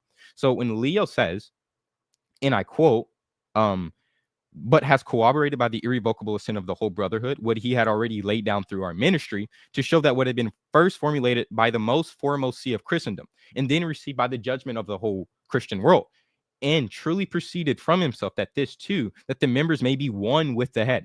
The truth itself shines more brightly and is more bravely maintained when the faith had already taught is afterwards confirmed by further inquiry. And still, the good name of the priestly office gains much in leisure, where the authority of the highest is preserved, without a thought that the liberty of the lower ranks at all being infringed. Okay, so would you say that according to Leo, when they judged his tome, it did not take away from his supreme authority, but rather it confirmed the bishops in their faith? I mean, like, I obviously hold to the fact that the tome was judged by the council itself. So, like, I don't really know what you mean by that it took away his supreme authority. That's not what I'm asking, because according to Leo, he says his highest authority was preserved in their judgment of the tome. And then he says that when they judged it, they were confirmed in their faith, not that the fact that they confirmed Leo's faith. So I'm going to ask the question again and answer it directly. When, according to Leo, when they judged the tome, did it take away from the supreme authority of him? I would say that it didn't take away from the authority, no. Okay, and so I believe that he had an authority. I don't doubt that. Fine. Okay, that's fine. But in letter 120, does Leo believe that when they judged the tome, it was not a testimony of his orthodoxy, but rather their orthodoxy? I mean, I wouldn't say that it just only says that. No, I wouldn't say that that letter 120 only denotes that, because the actual council in of itself, right, utilizes judgment, and this is admitted in the synodal letter. Yeah, and even Pope Pius IX agrees that bishops in an ecumenical council are to give their judgment, because now it's in an ecumenical council, as Pope Pius IX says, and I can read you what Pope Pius IX says. He says that bishops in an ecumenical council are to give their judgment. Now that these bishops are at Chalcedon, they are to judge the tome. So would you say that now these bishops judging the tome is an issue for Vatican I? I would say that it is based off of chapter 3 of Pastor Eternus, yes. Okay, but as already explained, Pope Pius IX says that the bishops can judge in an ecumenical council, and even Bishop Gaser says he also concurs the same thing. And Bishop Gaser was interpreting Pastor Eternus, and it was approved. So would that contradict your interpretation? No, I don't think it would.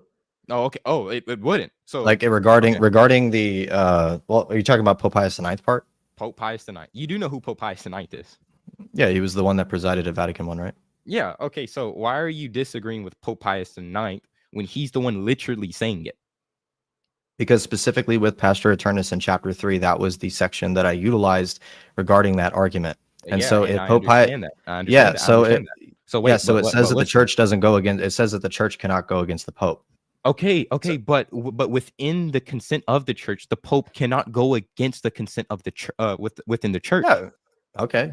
Okay. Sure. So Okay, so that's my position. Whatever. That's your position. Okay, so your position is Vatican I. Got you. Okay, anyways. No, So that's not how when that we works. read Sermon 4, of Pope St. Leo, he says, Leo says, and I quote, "And it's still out of the whole world, only Peter's chosen. He is put before the calling of all nations and at the head of all the apostles and all the fathers of the church. Although in the people of God there are many bishops and many pastors, Peter in his own right governs whom all Christ rules as the head." So in Leo's Sermon 4, Pope St. Leo is saying that whoever Christ shepherds in the church, Leo also shepherds. So would you say that Leo in Sermon 4 is clearly teaching universal jurisdiction based off this quote, or no? I don't think that's teaching universal jurisdiction. Explain. No, I think that Explain. if he's because if he's pastoring to people, that doesn't mean that he has an ecclesial authority over them by default. Pastoring.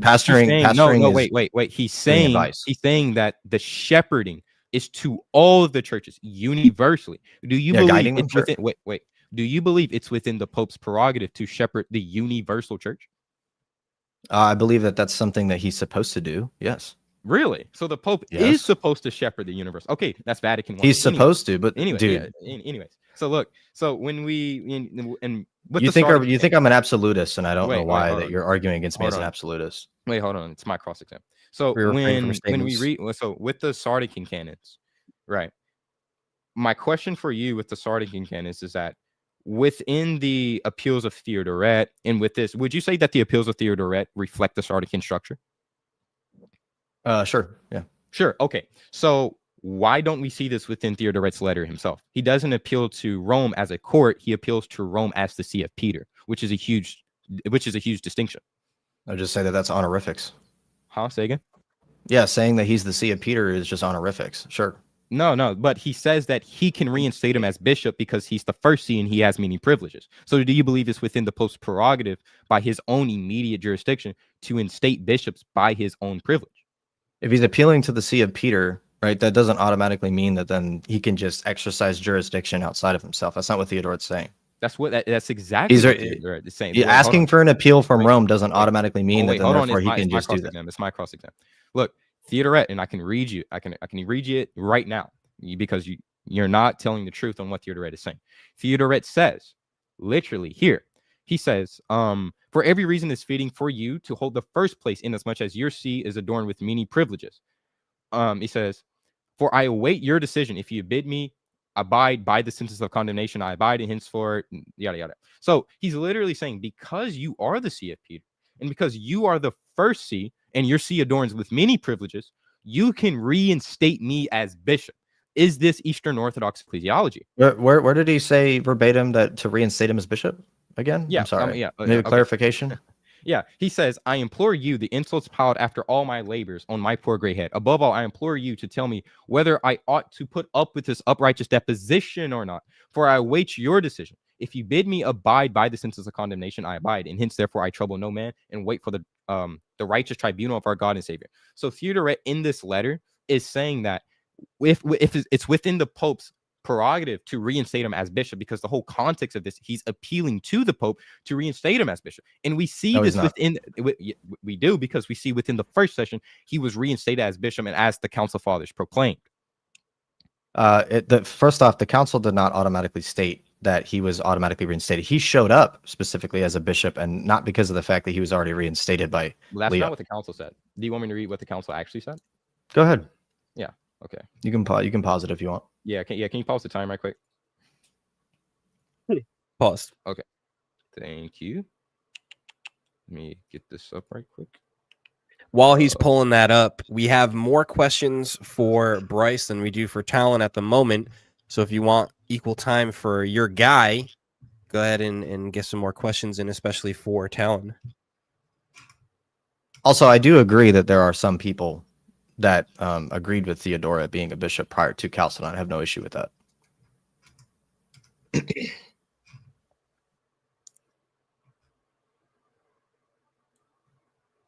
Okay, you can resume the time. I found it. So when Theodoret entered the council, this is what the official said.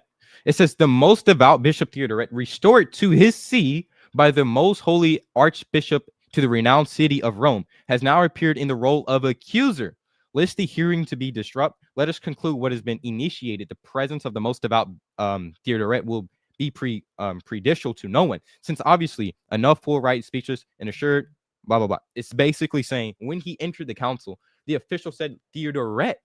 He was reinstated by Leo.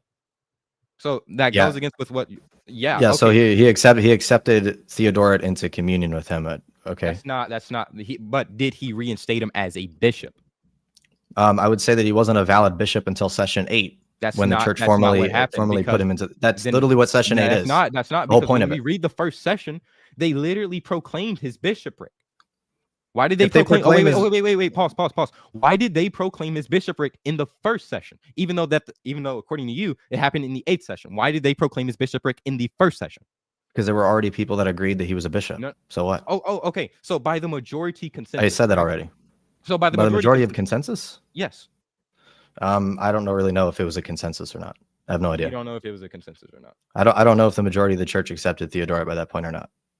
Well, to answer you, they did. So let me ask you another question. Let me pull up my questions. So, do you believe that within Pope Leo, he truly did believe Eastern Orthodox ecclesiology? Yes, I do. Okay, so within Eastern Orthodox ecclesiology, you do know you cannot say things that the Pope's apostolic jurisdiction can extend beyond the Western regions. You do know that, right? Yeah, unless there's some form of appeal that's given where the Pope wants to be involved in something. That's not what your. What do you mean that my patriarch?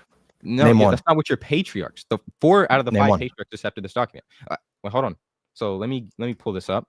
So this is the encyclical of the Eastern Patriarchs. 4 out of the 5 patriarchs accepted this document. So this is what it says here.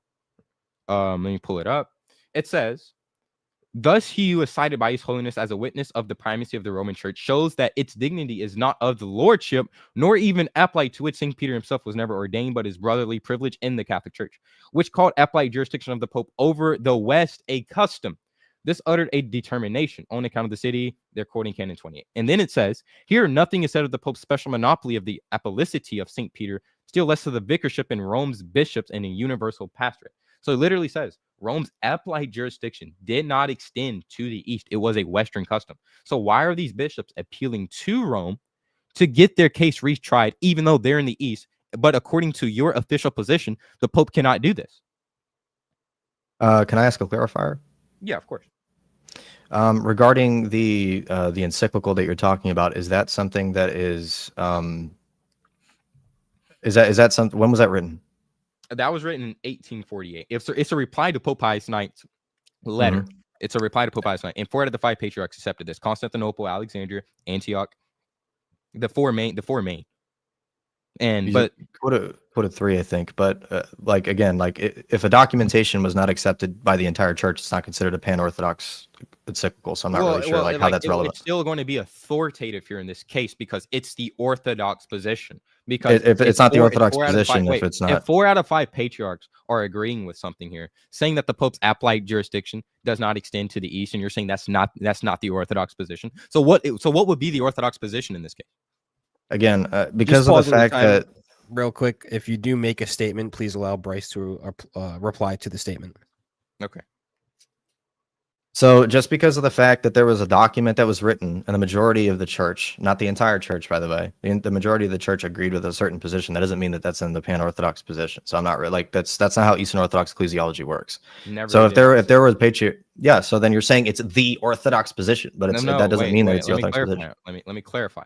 I'm saying that it's an authoritative position on the Orthodox Church because 4 out of the 5 accepted this. Constantinople, Alexandria, Antioch, and Jerusalem, the 4 main patriarchs accepted this document. And within this document, it contradicts your argumentation here because it's saying that the Pope did not have this jurisdiction. So why in this Orthodox document are they saying this? I mean, they'd be saying that because they have that belief in that certain section of Roman ecclesiology. Okay. Again, if something is not pan-Orthodox in the Orthodox Church, it's not something that's automatically approved pan-Orthodox, literally. So I mean, it didn't have the assent of the entire church just to hold that position. Okay. So within section 10, when the legates in Anatolia said that Leo annulled Ephesus 2, do you believe it's within the Pope's prerogative to annul councils and ecumenical councils? I don't believe that he actually completely annulled the council. The specific That's not term what that was the- used by Hillary, the specific term that was used by Hillary was contradictor, which means to raise an objection. Doesn't mean that it was completely when annulled. we read what Anatolia said, he says the decisions were instantly overturned, and the legate said that Anatolia Leo supported Rome. wait, Sure. wait.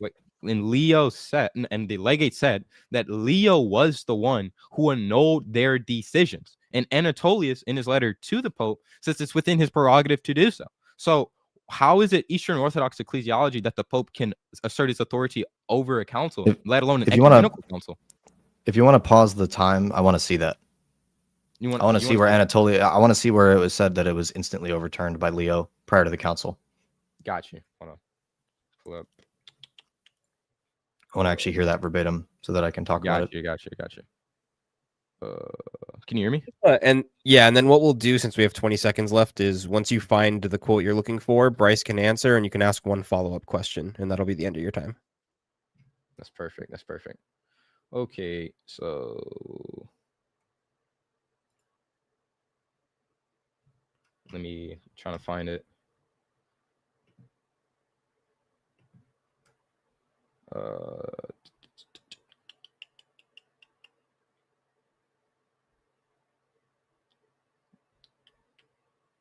My bad if I'm taking it long. I'm trying to read over the 10 session right quick. You're good. No worries.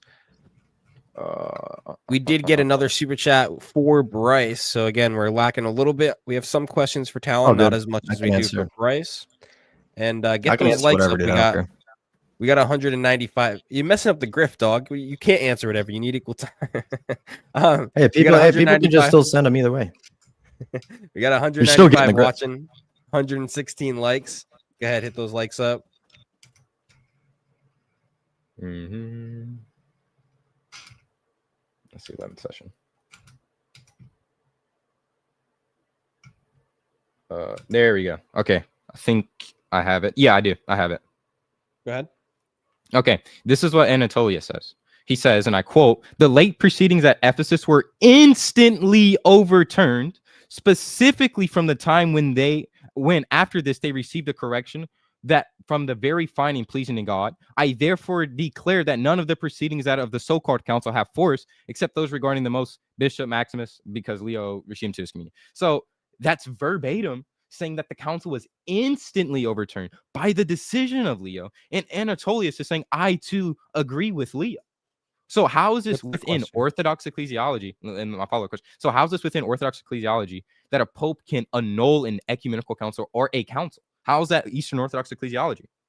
I mean, if Anatolius agrees with Rome that something should be overturned, that doesn't then contradict my position. That is basically that is literally what you're asking. Now what I'm asking. How is it Eastern Orthodox ecclesiology that a pope can overturn the decisions of a council or an ecumenical council? And just because of the fact that Pope Leo believed that that was the case, and then Anatolius agreed with him, that does not mean that then therefore it was then overturned by the entire church, which is why it had to be formally condemned at the Council of Chalcedon. Okay. All right, that is time. We're gonna do 15 minutes again. Bryce and Talon, you'll see it backwards, but that's just so the audience can see it regularly. We'll get 15 minutes from Bryce to Talon, starting whenever you start. Alrighty. So I promise that this is pertinent, but would you say that when St. Basil or St. Augustine, for example, in their time, used certain language of necessity of being in communion with either Antioch or Jerusalem, that it's just flowery language and doesn't denote a proper ecclesia? Yeah, I would say that they use that same language the same way Pope Pius XII does when he says that the bishop is in the church and the church is in the bishop. He who does not have communion with the bishop does not have communion with the church. It's the same way that Pope Pius XII, a pope who was long after Vatican I, says the exact same thing, that you need to be in communion with the bishop to be in communion with the one true church. Okay, so specifically regarding St. Augustine, with Jerusalem, for example, where he says that you are not a Catholic if you are not in communion with Jerusalem. Do you agree with that? Yeah, as I already explained. Okay. Like because in my ecclesiology, I as a Catholic, I cannot sever communion with any of the patriarchs and still be considered a Catholic, because I cannot do that. The same way that Pope Pius XII says that. So when the schism occurred, Jerusalem went with you? When the schism occurred? What do you mean, what schism? What schism? The Great Schism. The Great Schism. What does that have to do with Chalcedon? What does that have to do with Chalcedon? Because I'm going to ask a follow-up question regarding it with Chalcedon. Okay, restate the question. Okay, so did the Patriarch of Jerusalem go with Rome Yeah. in the Great Schism? No, they didn't. No, they didn't. Rome was in communion. Wait, no. Jerusalem was in communion with Rome when the Great Schism happened in 1054. Yes. Oh my gosh, no, they weren't. The synodal letter use of ratification, for example, would you say that the church ratified the decision to condemn Dioscorus, meaning that he condemned universally and infallibly by this point? Say again? Would you say that the church ratified the decision to condemn Dioscorus, meaning that he was condemned universally and infallibly by this point? Yeah. Okay, so prior to that, would you say that Dioscorus' condemnation was still up for interpretation and argumentation? No, as Leo says. That's not true. That's actually not even true. No, it's not. Read letter 95 that this is true because Leo said he modified his excommunication for he can literally repent and have an orthodox profession of faith at that council. Okay, so then he modified whatever that he locally did in order for the council to make a formal decision, right? That's not a contradiction of my paradigm. That's it. Okay, so then Dioscorus' condemnation was still up for argumentation prior to the council. Because Leo said that. So if it was up for interpretation prior to the council and the word ratification was used in letter 98, the synodal letter, then when it says Pope St. Leo, or when it says the tome of Leo was ratified by the council as well, that would then equal that it's then up for interpretation prior to the council. That does not mean that. That does not mean that. Because that does. Because that follows from that. Just because that the council formally puts it in its minutes does not mean that they had to give some type of examine it by a superior authority. That doesn't follow. And as I already explained with Dioscorus in letter 95, Leo said he modified his sentence against Dioscorus because he was going to leave it up to the council. Yeah, and the church did the ratification of Dioscorus, right? Exactly. That's what I'm saying. No. Yes. Regarding the ratification of Dioscorus, it specifically states that it was ratified as condemnation by the council, right? Exactly what I just Okay. said. So then the same letter says that the tome was ratified. So what does that mean? That means that they accepted it, not the fact that they gave juridical authority to it. And I already that's a special plead. That's not a special plead because I already because look, let's make this make sense. If the church had already accepted the tome before Chalcedon, do you think that it makes sense for them to ratify to put in the official minutes of the acts because the officials told them to do so? Wouldn't that make more sense? This is not. That's I'm not. Okay. Yeah. My bad. By the way. Yeah. My bad. So regarding Egypt and Palestine, do you think that Egypt and Palestine had the right to reject the tome of Leo temporarily? They had not. No, they did not have that. They didn't have the right to do that. So the council was just wrong here when they allowed it. I would say that they did not have that right because it was orthodox. That wasn't my question. Well, I said, was the council wrong when they allowed it? Well, the council. No, of course it wasn't because it was disciplinary. Say that again? No, because it was disciplinary. Okay, so the council allowed them to not accept the town. They temporarily rejected the council due to problems that they had. So again, was the council incorrect when they allowed it? I already told you because it was disciplinary. And if are you referring? Can I ask a clarifier? Yeah, go ahead. Okay, are you referring to the fourth session? Yes. Okay. Sacropius verbatimly refutes what you just said. And I'm going to read what Sacropius says. I think this is within the fourth session. Yeah, this is what Sacropius says. Yeah. This is what the official said. My bad. This is what the official said. He says, since the most devout bishops of Egypt have for a time being deferred from signing the letter of the most Archbishop Sacred Leo, not out of opposition to the Catholic faith, but on grounds that it is the custom in the Egyptian diocese to do nothing without the approval of their decision of the Archbishop. Yeah, I already read that in my thing. Yeah. So again, yeah. Okay. So then in that case, if there's no way, right, in your paradigm for, let's say, a certain bishop in a certain diocese wants to reject a certain ex cathedra statement, like something like ineffabilis Deus, for example, if they choose not to sign it for something disciplinary, is that allowed? If the council is saying it because it's not out of faith. Right. They literally said. I mean, it was out of faith. You can see it prior to. You can see it prior to this. That's not what the official said. Again, just because of the fact that, dude, just because of the fact that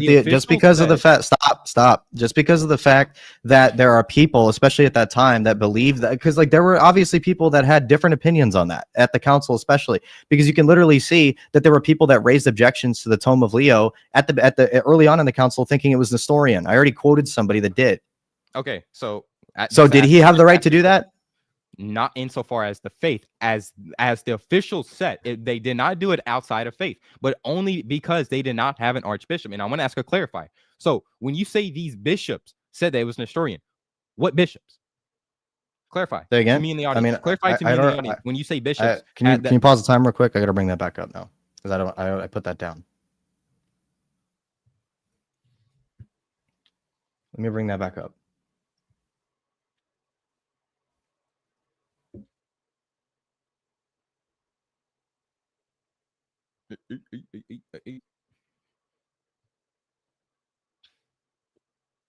So this is in volume 2, page 68.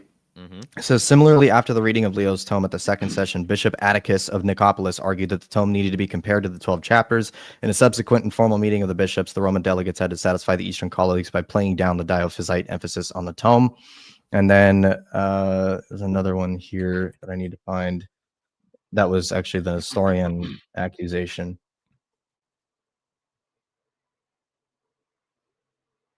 Sorry about that. You're good. I paused dropped time. all of these out of my thing.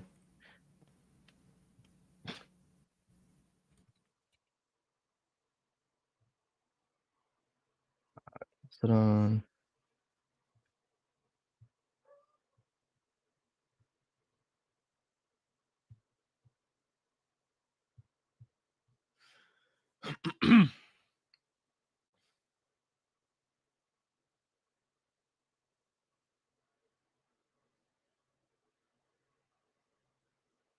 Okay. Oh my gosh, I'm not going to waste time. I'm just going to continue here. I apologize. I can't find it anymore because I dropped it. I said it during my rebuttal. But let me go ahead and just pull up a different section here. You can go ahead and continue. So regarding Saint Flavian, for example, and his appeal to Saint Leo, where he says that over the sacred synod at Ephesus, issuing a decree also that God shall inspire your mind that a united synod of the fathers, both of West and East, may be held, and that same faith preached everywhere, that the constitutions of our fathers may be upheld. It says the bishops who did not consent to this iniquity are much more numerous, as the reading of the above written report of your blessedness shall explain. Regarding Pastor Eternus in chapter 3, where it says the Roman pontiff is placed over the universal church, we further teach and declare that he's the supreme judge of the faithful. If that was something that was implicitly believed by people at that time, then why did Saint Flavian ask for him to call for a council instead of making that decision himself? Because Flavian, along with Leo, wanted a fuller judgment. He wanted everyone to see this. And with Flavian thought that the Pope alone can resolve an issue to render an ecumenical council useless. So for Flavian, asking for a council is no issue, because this is exactly what Leo wanted, for a wider examination on the case, because he wanted everyone to agree. This is what the scholars say. But every single diocese, especially at the time, like at the time specifically of Ephesus 2, was in regards, except for Rome with Ephesus 2, right? They were in line with Ephesus 2. Okay, so then the only patriarchate that still remained was Rome, right? Technically, yeah. Okay, so then when Flavian makes that specific appeal to Leo to ratify utilizing a council, that would be that would be pretty much counterintuitive to what is declared in Pastor Eternus, would it not? No, because as I already explained, as I already demonstrated with Flavian's letter to Leo, and I'm going to restate what I already stated, it literally says that Leo alone can settle the entire issue. For Flavian, he believes that Leo can settle the entire issue, and there's no issue with my ecclesiology, because I can pull up Code of Canon Law that states that the bishops in the Catholic Church ought to be in a council for a wider examination, be in a case. I'm paraphrasing, by the way. Because in what we teach, we actually teach that councils are very much necessary, and we want councils. But what Flavian was asking for the Pope to do was to give a wider examination on the case. But even for Flavian, and he himself admits that the Pope alone can just do it. Okay, so if the Pope alone had the ability to do it, and the entire church was already in a robber council and ascending to a robber council, then how could a council, why would Flavian then be appealing if he believed that the Pope had the ability to basically just nullify everything, that he wouldn't just issue something verbatim that would basically bind the consciousness of the entire church to it? That's literally what he did. That's literally okay. what he did. No, it's not, because he literally asked him to make a council. He did not ask him to write a statement that would declare the entire faith verbatim. He stated to establish a council in that appeal. And as I already explained, that's no issue. But Flavian literally said that the Pope alone can do the issue just by writing a simple letter. Okay. So that first off, the thing that I just read here is not making that specific statement. I'm reading the appeal to Leo of him establishing a council, but I'll go ahead and just move on from that because this is not going anywhere. You mentioned how Eusebius appealed to Rome and used extremely supremacist language as a testimony, asking Rome to nullify Ephesus 2, right? Yes. Okay, so if this was something that was simply done, then why in session 1 did Eusebius state that the council was a holy council, as Father Richard Price even denotes himself that the council was not nullified yet? Well, what I would have to respond to that, I would just say that they're calling in a holy council insofar as it's just honorifics within the council, not necessarily that this council was still received as a council and it was for Chalcedon to nullify it. Because as we see within the 10th session, it was Leo who nullified it, and the bishops literally gave their testimony to say that Leo nullified it. So them saying that Ephesus 2 was a holy council does not mean that it was no longer nullified. That's an argument from silence. Even if people were to say that Leo had nullified the council, specifically like in session 10, obviously that was not the overall consensus of the people at that time, because the people that were a part of Ephesus 2 were still calling it a holy council. So again, if it was still a quote unquote holy council by these people, if it was nullified and it was already nullified by this time, then why were they still referring to it as a holy council if it was a robber synod by that point? And as I already explained, this is an argument from silence, just because. No, it's not. Yes, it is. No, it is not. I literally just stated how Eusebius appealed to Rome, right, to nullify the council. Like this, which is what your argument is. Mm-hmm. And then at session 1 in Chalcedon, it's still referred to as a holy council by multiple people that attended Ephesus 2. So if it was already nullified by that point, then why were people still appealing to it as a holy council? That it was still valid, because a holy council means that it's valid. Okay. So what I would ask for you, can you bring me more than for me? Yeah. What I'm asking is just a clarifier or anything. Was there any other bishops that referred to this as a holy council besides Eusebius? I don't have that specifically in my cross-examinations. It's regarding Eusebius. I know. My cross-examination is regarding Eusebius. It's also so that's not something that I'm bringing for the question. That's not a clarifier. You're just asking me to further bolster my argument. That's not what I'm doing. I'm asking you a specific situation. Question, and I'll start the time again. So again, I'm going to ask you this one more time, and then I'm going to move on. Mm-hmm. Is that if Eusebius believed that the council was still a holy council by that time, then again, that at least shows that there were people that did not believe that, right? That did not believe that it was nullified yet, right? Probably Alexandria in their diocese. Okay, so Dorylaeum is Alexandria? No, because he literally asked Leo to annul the council. Why would he never mind, I can't say that. So for Eusebius, he asked the Pope to nullify the council. And what I can concede is that probably the Alexandrian patriarch in the diocese that was under Alexandria probably still viewed it as an ecumenical council. Okay, I'm just going to move on. Regarding, because you're a papal minimalist, right? Yes. I have a syllogism for you. Okay. And you let me know if any of these are incorrect. Okay. Premise 1 is that the Pope can only speak ex cathedra with the consent and guidance of the bishopric. And by God, yes. Okay. Premise 2, if a section of the bishopric disagrees with the Pope on what he wishes to decree, then they can debate about it, and the statement is not infallible until the bishopric reaches a conclusion. No. So it needs the consent of the bishops, yet. So it needs the consent of the bishops, but if some of the bishops disagree with whatever that thing is, then therefore it's still infallible. As I already clarified in my opening, if you were listening, the bishops help formulate the decree, not make the decree infallible. That is for by the Roman Pontiff and by the assistance of God. The bishops playing a role in formulating the decree, not making the decree infallible. That's a straw man. So it says if a section, why am I getting a freaking Discord call, dude? Sorry. If a section of the bishopric disagrees with what the Pope on what he wishes to decree, mm-hmm.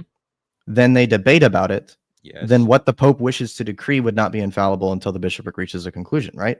No, because you're making look. There's a difference between making the decree and making the decree infallible. The Pope cannot issue out the decree if it does not have the consensus amongst the bishops, but he can make the decree infallible without the consensus amongst the bishops. That's what we teach. Okay, so the Diocese of Alexandria accepted the Tome of Leo after the Tome of Leo was put out in 449?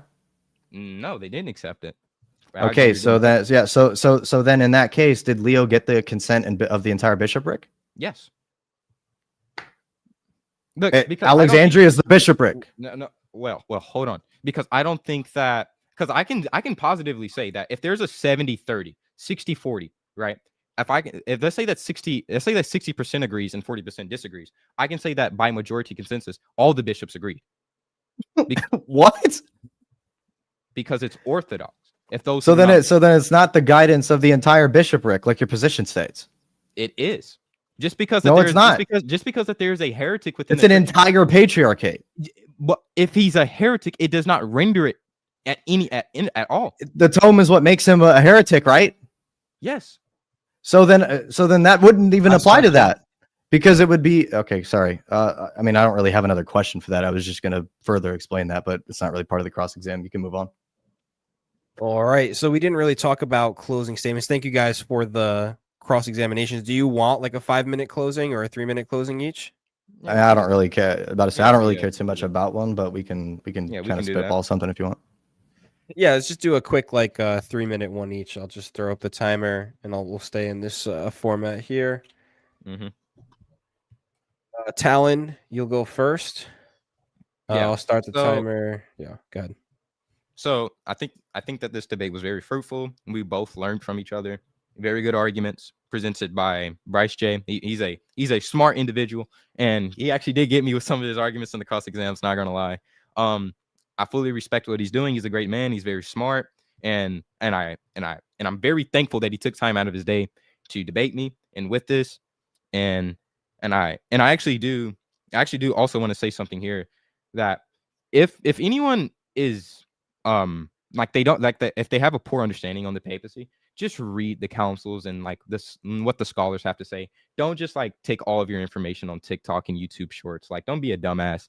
And what I would like to say with this for my closing is that I think I did a good job vindicating my position. I think that I've fully proven Vatican I in its essence, and as my burden of proof already demonstrated earlier, in that I think that this was a very good, fruitful debate. I think that we both learned something new.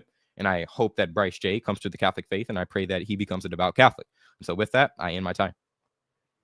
Thank you for that. I'm just typing your channel name into the comments here. It's Talon for Christ, right? Yes, Talon for Christ. Yeah. Just go ahead and subscribe to Talon. I appreciate you coming up here and debating that. And debating the papacy. Bryce, restart the time here. So I appreciate this debate massively. This was my very first formal debate on the papacy. This is actually something that was kind of on my bucket list, especially. And thankfully, my good friend Talon was the one to participate in that with me. A really, really smart kid. I'm going to go ahead and completely give him that. Very, very smart kid. And, you know, like same thing as what Talon said. I'm not going to lie to you. Like, there's a couple of things that when he first asked it, I was like, I didn't read that. You know what I mean? Like, and then like I had to kind of like start sifting through my stuff. So I mean, you know, there was definitely multiple things that I had to look more into, especially during the rebuttals and stuff. But at the same time, though, right, I also agree with Talon on saying how you should not get your information from TikTok shorts. Don't go to somebody's TikTok slideshow posts and get your position off of those people. I'm looking at anybody in the chat that thinks that slideshow debates are a good idea. But I do believe that I have vindicated my position. I think that there might have been a little bit of confusion on both of our positions when it came to like what we affirm and what we don't affirm, like when we were arguing against each other, which kind of made it a little bit speculative at times. But I do believe that I was able to vindicate orthodoxy today, specifically with my argumentation. Mm-hmm. And I do believe also it was a very fruitful debate. It's definitely better than the last debate I had with freaking atheists on Christian ethics, that's for sure. But I'm sure Wi-Fi Gospel knows all about that. But yeah, that's pretty much all that I have, and I'm ready to go to Q&A and get absolutely obliterated by the papists sending super chats. Awesome, thank you for that. And I just put Bryce J's channel link in the comments section as well. Go ahead and subscribe to Bryce. It was a great debate. I appreciate both of you coming up here. It takes balls to come up on the stage and defend your worldview, so props to you guys. All right, we'll get into let me get rid of this timer. We'll get into this Q&A here. We'll do at least 30 minutes, and if we want to do more, we can, but we decided 30 minutes, so we'll stick to that for now. Richie Torres, last chance, by the way, to get your super chats in. I'm just going to go in the order that they came. Richie Torres, God bless, bro. What's up? No more late night debates with Joel. Hope you're good, brother. Thank you for the support. I will be doing one soon with him. Downloading Silent Hill 2 on my Xbox. Hopefully it's done before he is. This was during Talon's opening. There were long opening statements, right? A lot of debates usually don't have. The papacy stuff's got to be 20 minutes though, normally, bro. Yeah. Like, I'm not gonna lie to you. There's a lot of argumentation that needs to be gotten through before like we start arguing. Because if we just start arguing about stuff, with like a 5-minute opening, it's gonna sound like we're just like spitballing things out of nowhere. Yeah, and like literally, like my beginning was like 3 minutes just explaining the position, like what Vatican I even is. And I truly do think that Bryce J, within his best, did really try to defend the Orthodox position, and I believe within my best, I try to believe the Catholic position. And so, yeah, let's get into this Q&A, man. Let's get this over with. Cool. And some of the questions are a little funny, right? That's fine, but I'm going to read them all because I spent money on them. Also, the person who the question's asked to will get 2 minutes. The person who it's not asked to will get 1 minute, and then that's it. Just one response each. Okay. Question for Talon: if papacy true, why filioque false? Great question. It's such an interesting question, but I'll take it serious for this time. So, since that the papacy is a divinely instituted thing by Jesus Christ, it cannot be the case that the filioque would be false, because since that the papacy has declared it to be a divinely revealed truth, the filioque just cannot be false. So the question, if papacy true, why filioque false, is just not a correct question to ask, because it doesn't understand what the papacy is. W question, bro. All right. Thank you, Maximus, for the $2. Appreciate you. Let's talk God. Thank you for the $10. Question for Talon: is the Pope allowed to disregard a canon on jurisdiction from a previous ecumenical council that was previously confirmed by the papacy? Yes. We call this the authentic magisterium. It's when the Pope exercises supreme authority, but necessarily doesn't make it a final disclusive reading, like a final disclusive thing. My bad.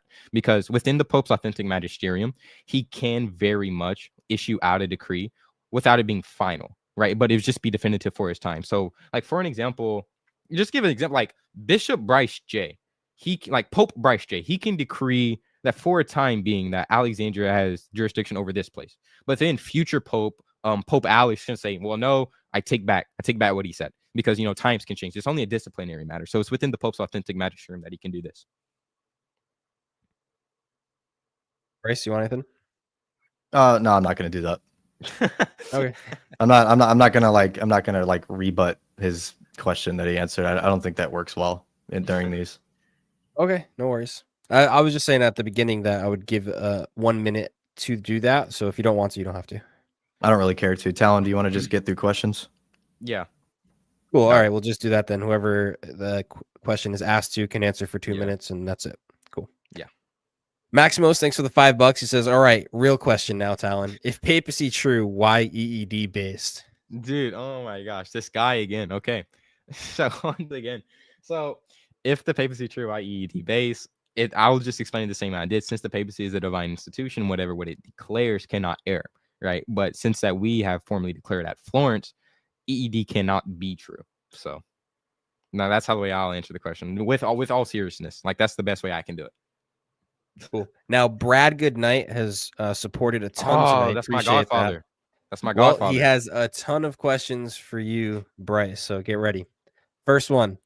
Why did the council explicitly state that its canons required the Bishop of Rome's confirmation to be valid if Rome did not hold universal authority? I would just say that applies pretty much to any diocese where it's something explicitly with Chalcedon. Of course, Rome was required because Rome was the main cause of Chalcedon in the first place. So, like in our position, right? Like when it says like Rome has to ascend to the council, yeah. Cool. Like we totally are okay with that position. And we don't deny that in Orthodoxy. We do believe that Rome is required to ascend to something just as the same as every other patriarchate would be required in conciliarism. All right. Next question from Brad Goodnight. Another $5. Thank you very much.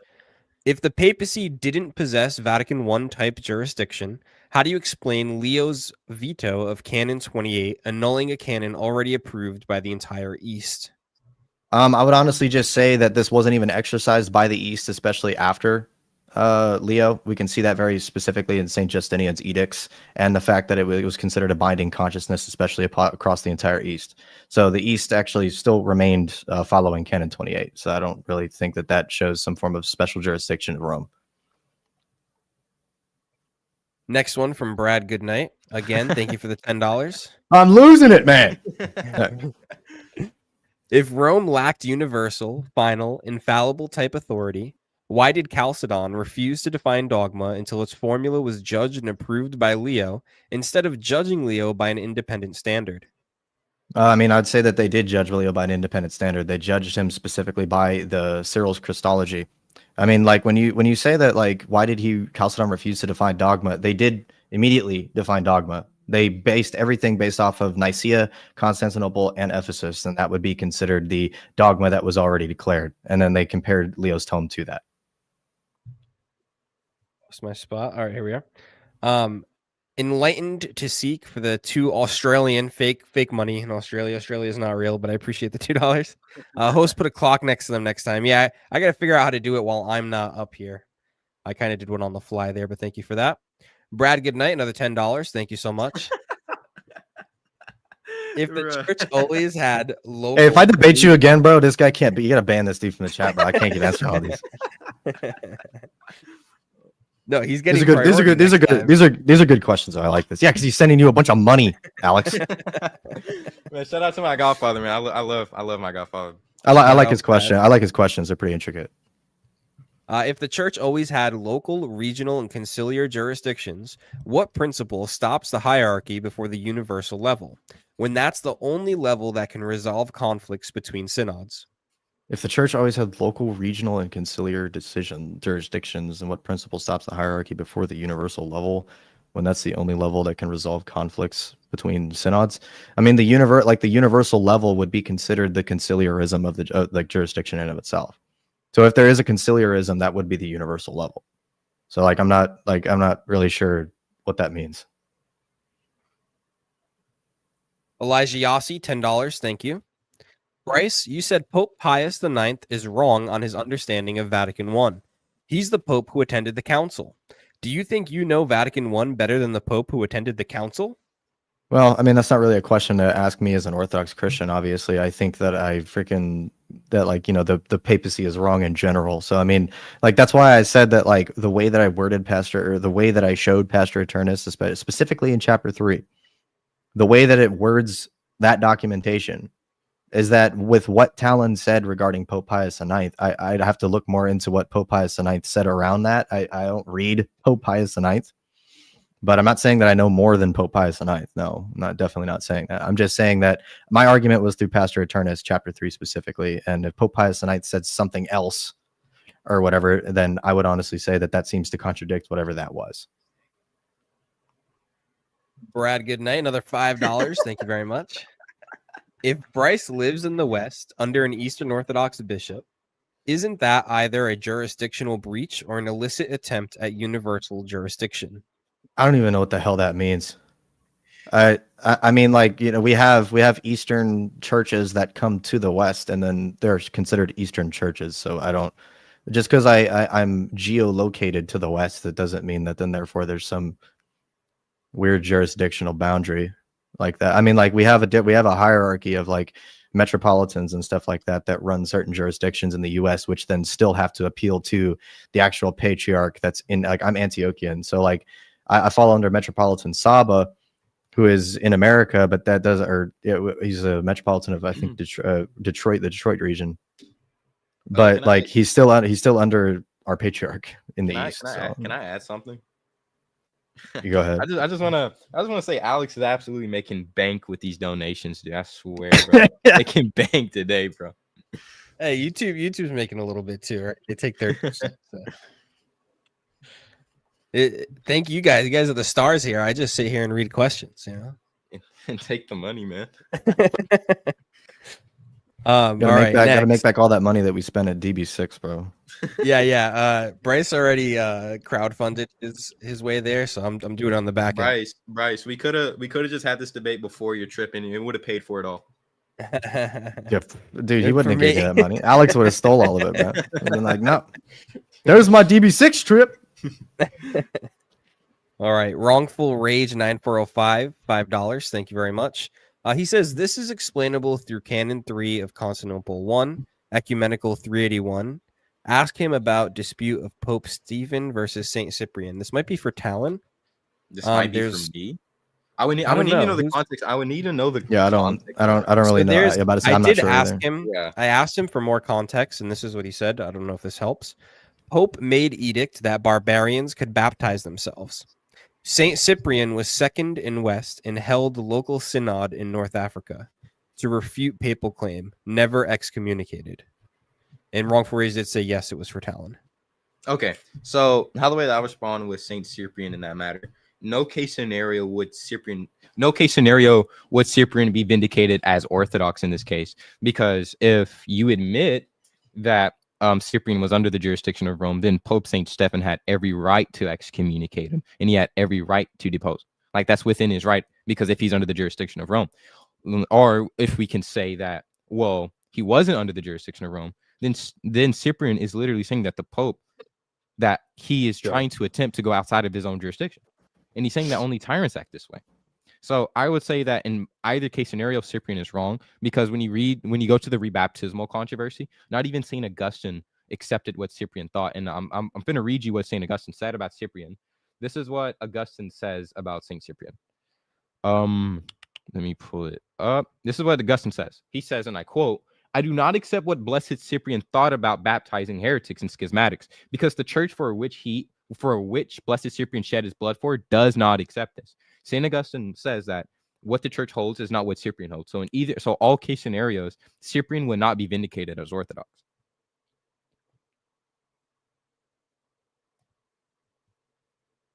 All right. Louis KN 4 p.m. for the 5 Swiss franc. Thank you. Appreciate it. For Talon, if Anatolius believed that Ephesus 2. Mm-hmm. See, there's my proc coming out. All right. Ephesus 2 is instantaneously annulled. Did he effectively deny his own episcopacy since he was consecrated at Ephesus 2? That is an amazing question. And the answer is no. Because when we see that when Ephesus 2 was overturned, Leo accepted him as bishop, even though that the action done was illicit. But Leo still accepted him as bishop and received him into his own communion. So just because Anatolius believed that Ephesus 2 was overturned, but still he was still bishop, he was still bishop because Leo accepted him, and he accepted him as bishop. So no, Anatolius did not effectively deny his own episcopate by saying that Ephesus 2 was overturned, because Leo denied some things and he accepted some things within Ephesus 2. Right. Elijah Yossi for the 20 bomb. Thank you so much. Appreciate it. Bryce, in Lateran 649, Rome is the only Orthodox patriarchate. The whole East fell into heresy. Did the Pope have the full consent of the Church? If not, why did St. Maximus the Confessor believe Rome alone was enough? Well, I recently started studying the papacy about a month and a half ago. I have not looked into any of the events surrounding Lateran 649. So I can't really give a specific statement on that. I'm sorry you had to waste $20 for that, but the only things that I've currently looked into is the events surrounding Chalcedon and the events surrounding Constantinople II, and a little bit of the third Constantinople Council as well. All right, sorry about that, Elijah. Go study, Bryce. Thank you. I will. It's something I study. I just for a month and a half I basically just banged out stuff from Chalcedon. I didn't really, and then I did a little bit of stuff on Constantinople too because thought it was interesting. But like, yeah, again, I haven't studied Lateran 649 yet. Yeah, there's tons of material, I'm sure, regarding the papacy debate. All right, cleave to antiquity with the $2. Thank you very much. Question for Talon: if papacy real, why Bryce win debate? Good question. Cleave, dude. But something that's really interesting with Cleve, I would actually like to formally debate Cleve to iniquity. I formally challenge you to a formal debate, Cleve to iniquity, and He can't do that yet, though. We can set it up. DM me. We can get it started soon as next month or 2 months. Let me know the time. Can I want to say something about that real quick, by the way, because Cleve's Antiquity just recently became a catechumen, and he's not debating until he actually receives that blessing, I think, through being baptized and stuff. So that's not something that he's doing. He's going through catechesis. But look, but I will say this: anytime when he's want to debate the papacy, tell him to DM me. Right, you heard it, Cleve. In a couple of years when you're baptized and you get the blessing, it's on. Couple of years, is he in Rokor? Holy moly, Dude, I don't know how long these takes. I'm not even a catechumen yet. All right, take it easy on me. all right. Wyan Boo, thank you for the $5. Appreciate it. Question for Talon: why is Agen running from Wayne the Great?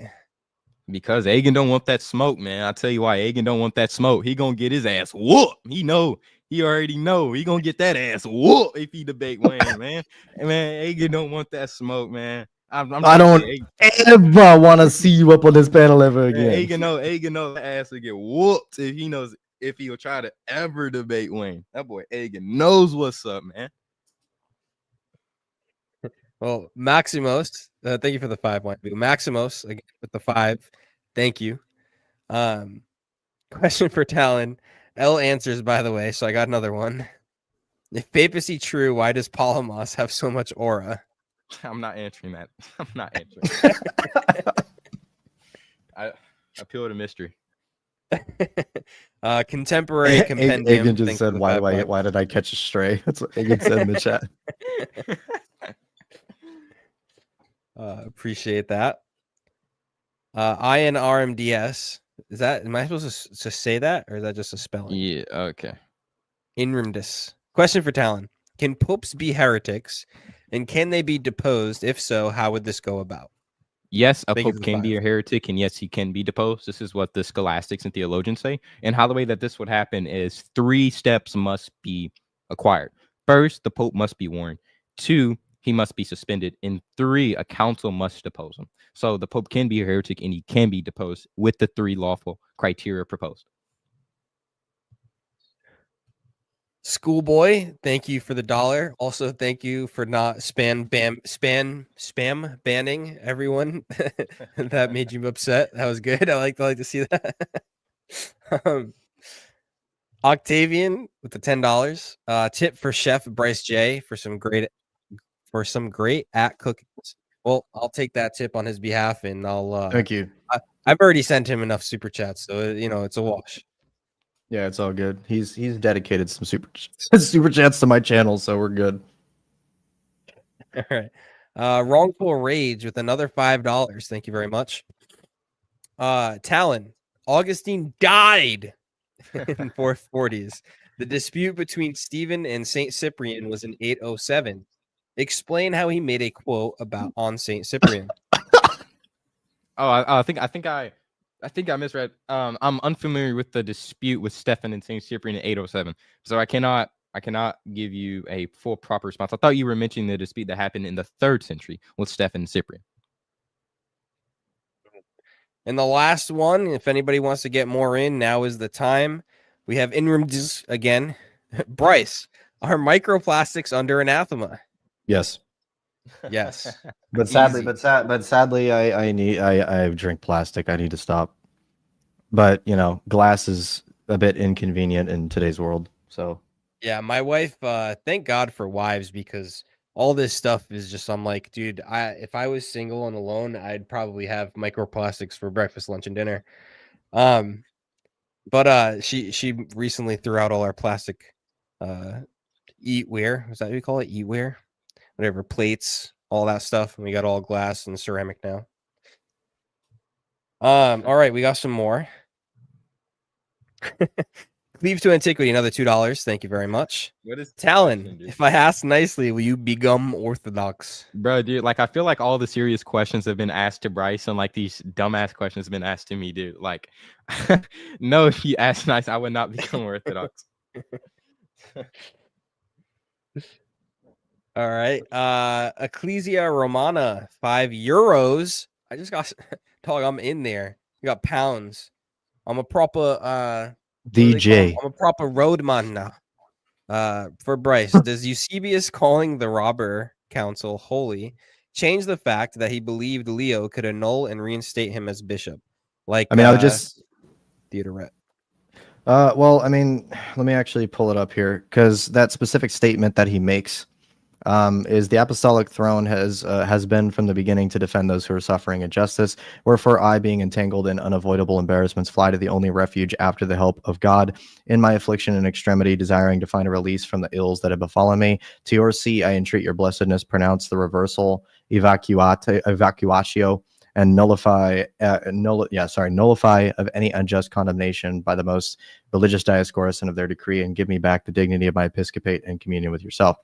Yeah, I would just say that he's appealing something in a very flowery way, and he's saying, Rome, please help me. Right? There's nothing wrong with it, with somebody appealing to Rome in regards to saying, please help me. Like, because remember when you think about it, in Ephesus too, Rome was the only patriarchate left. So if he's appealing to Rome to actually solve the problem, that doesn't automatically mean that then Rome has some special jurisdiction. It's because Rome was literally the only patriarchate left. Wait, and can I? But I want to say something with that Stephen and Cyprian, dude. Yeah, go ahead. I'm so confused because what happened in 807? Like there was a, yeah, bro. Like the dispute between Stephen and Cyprian was in the 9th century. I am so confused on what you're referring to.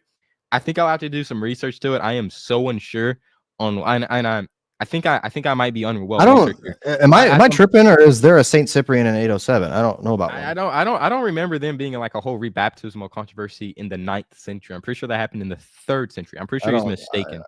I don't know about somebody that in the 807 named Saint Cyprian. Maybe I'm just not read in the 9th century, but I don't know about anybody named that in 807. Bro, this guy Agan has me dead, bro. He's like rebaptismal controversy part 2, the movie. The guy has me dead, bro. Emmanuel, thank you for the $5. Maybe papacy one day become real. I pray the Pope one day bench 405 and have beard and some swag. Interesting. W Father Moses, bro. W Father Moses. Yeah, just call it raps in the debate, bro. A donation for Bryce to get a metal water bottle. Okay, fair enough. Thank you for the $2. Like itch. Word. Wyanboo, another $5. Question for Talon. Thank you very much. Are you considering becoming a Waynian, the greatest Thomist to ever live? You know, you had to write the great Thomist. Man, dude, better than Thomas Aquinas, bro. The greatest Thomist to ever exist. Dude, I'm not answering that question, bro. Just like this has become brain rot. Like it's just become brain. Like at first it was serious. Now, like this is a good question. Like this is a good question. Okay, right, let's talk God. $5. Question for Talon. Can a pope, while in heresy, speak ex cathedra since he still has the power because of his seat before being formally excommunicated? I would say no, because God would either kill the Pope or just impede him before making an ex cathedra statement. Because the Pope, he can't bind the church into heresy. So what would happen is that God would just impede the Pope, probably making his hands not move, or just killing him in general. Like the Pope, he cannot bind the church into heresy. No. Appeal to God killing people, bro. That's a fallacy. That's got to be a fallacy somewhere. All right. Next, Bryce, are you going to make another Filioque book?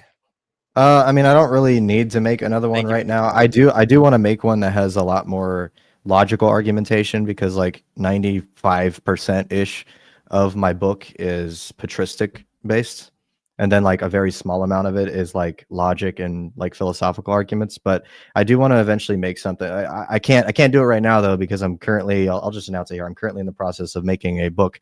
It's about the same size, on basically arguing for the essence energies distinction in the first millennia, and explaining the entire thing basically down to pretty much everything that I've ever talked about or read. And where is this book that you have? People are asking in the chat. It's not like an official book. It's just a PDF that is for free on my Discord, discord.gg/BryceCord. It's literally just a book you guys can go grab for free. It's just called Against the Filioquist. Octavian for $10. Appreciate you. Talon, if papacy real, why Pope pray to Allah? I'm gonna leave, dude. Oh my gosh. So, Hey. like, what are these questions, dude? Look, like we don't pray to like a two-handed God like how the way that they do. We just say that the reference of the God is the same. Like that's literally it. Like we don't literally believe like we pray to a two-handed God per se, bro. Like what is this, bro? Inrimdus, Talon, was Pope Honorius wrongfully anathematized? That I'm still looking into the issue because it's within the overwhelming scholars that like Honorius was not a heretic. Like majority of the scholarly patristics do say this, but me myself, I cannot make a full statement on it because I'm still researching the matter. Okay. Contemporary Compendium, $2. Thank you very much. If papacy real, why women run Vatican City? Dude, what is this? Cleave to Antiquity, $5. Mortalitum, I'm definitely not saying Mortalium. that right. Mortalium Animos says prayer services with Muslims is apostasy. Does that mean the modern popes are apostates? Sorry, I had to do the emojis. No, the answer is no, because that was only for their time being. So it was only like a disciplinary matter, not like a full, final, conclusive ruling. It was only disciplinary. Right, and I think that is all of the super chats. I was told I would be doxxed if I didn't do this, so this is just for the memes. But we have a friend who Hi, wants to Talon. say hi. Oh my goodness.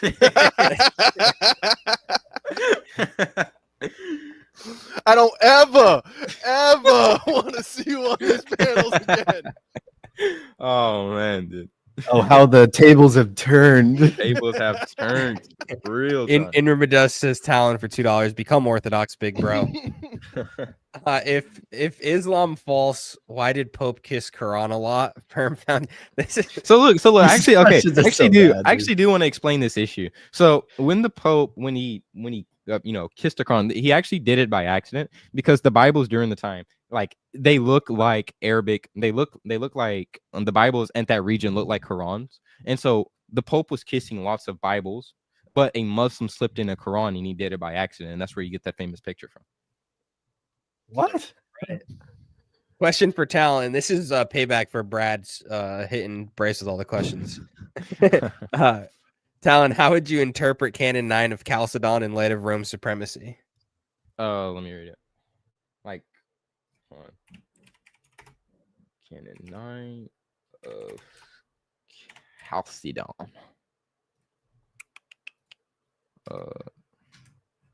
So when it says, if any clergyman have manners against another person, he should not forsake his bishop. Yeah, there's no issue. It's just talking about an apostolic structure to Constantinople. There is no issue. Right.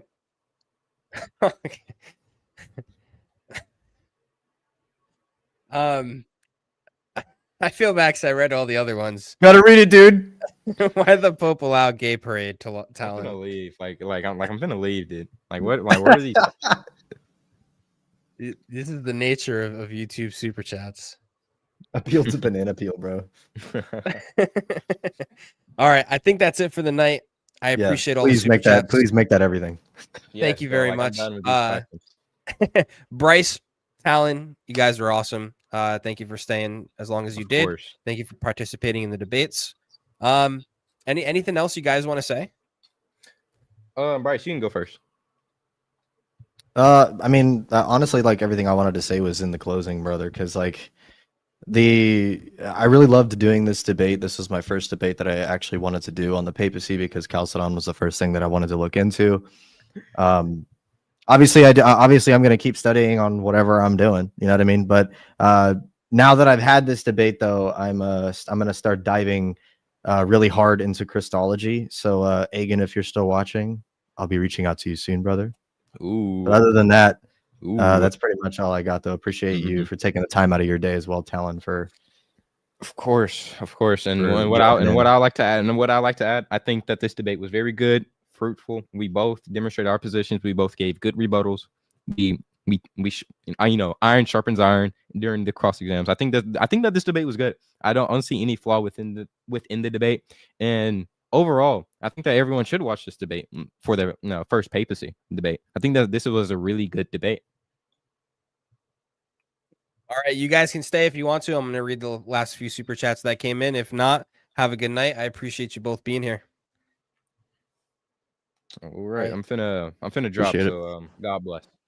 Word. Oh, anybody in Bryce Cord, by Oh, the way, yeah. I'm gonna do a Jackbox fun thing where we're just gonna play Jackbox and nobody record it though, because we'll definitely get canceled. But yeah, that's gonna happen. So Do you catch want me guys later. to drop a link?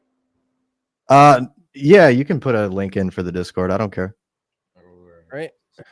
Discord link is going in the chat. If anybody wants to join, this is Bryce's Discord. All right. So that will be it for me for today. So yeah. So without further ado, name of the Father, name of the Son, name of the Holy Spirit. Amen. So God bless. God bless, brother. All right. If Eastern Orthodoxy true, why do the Russian and Serbian churches deny women taking the Eucharist and venerating icons while they're menstruating? Ooh, you hear that, Bryce? You want to come back up? When Pope fasts at Ramadan, does Talon become ortho, bro? That would be rough. If God real, why Talon? What is this? What that is? Inrimdis, you know you want more money, Unk. Listen, I'm 29. I'm not an Unk until next year. Okay, I'm pretty sure 30 plus is Unk, right? So put some respect on it. I appreciate you all being here. Hit that like and subscribe on your way out. Thank you for the super chats. It was an awesome debate. It'll be up on my stream. I know Bryce. I'll get a copy to Bryce and Talon, and they can post it on their channels as well. All right. Have a good night, y'all.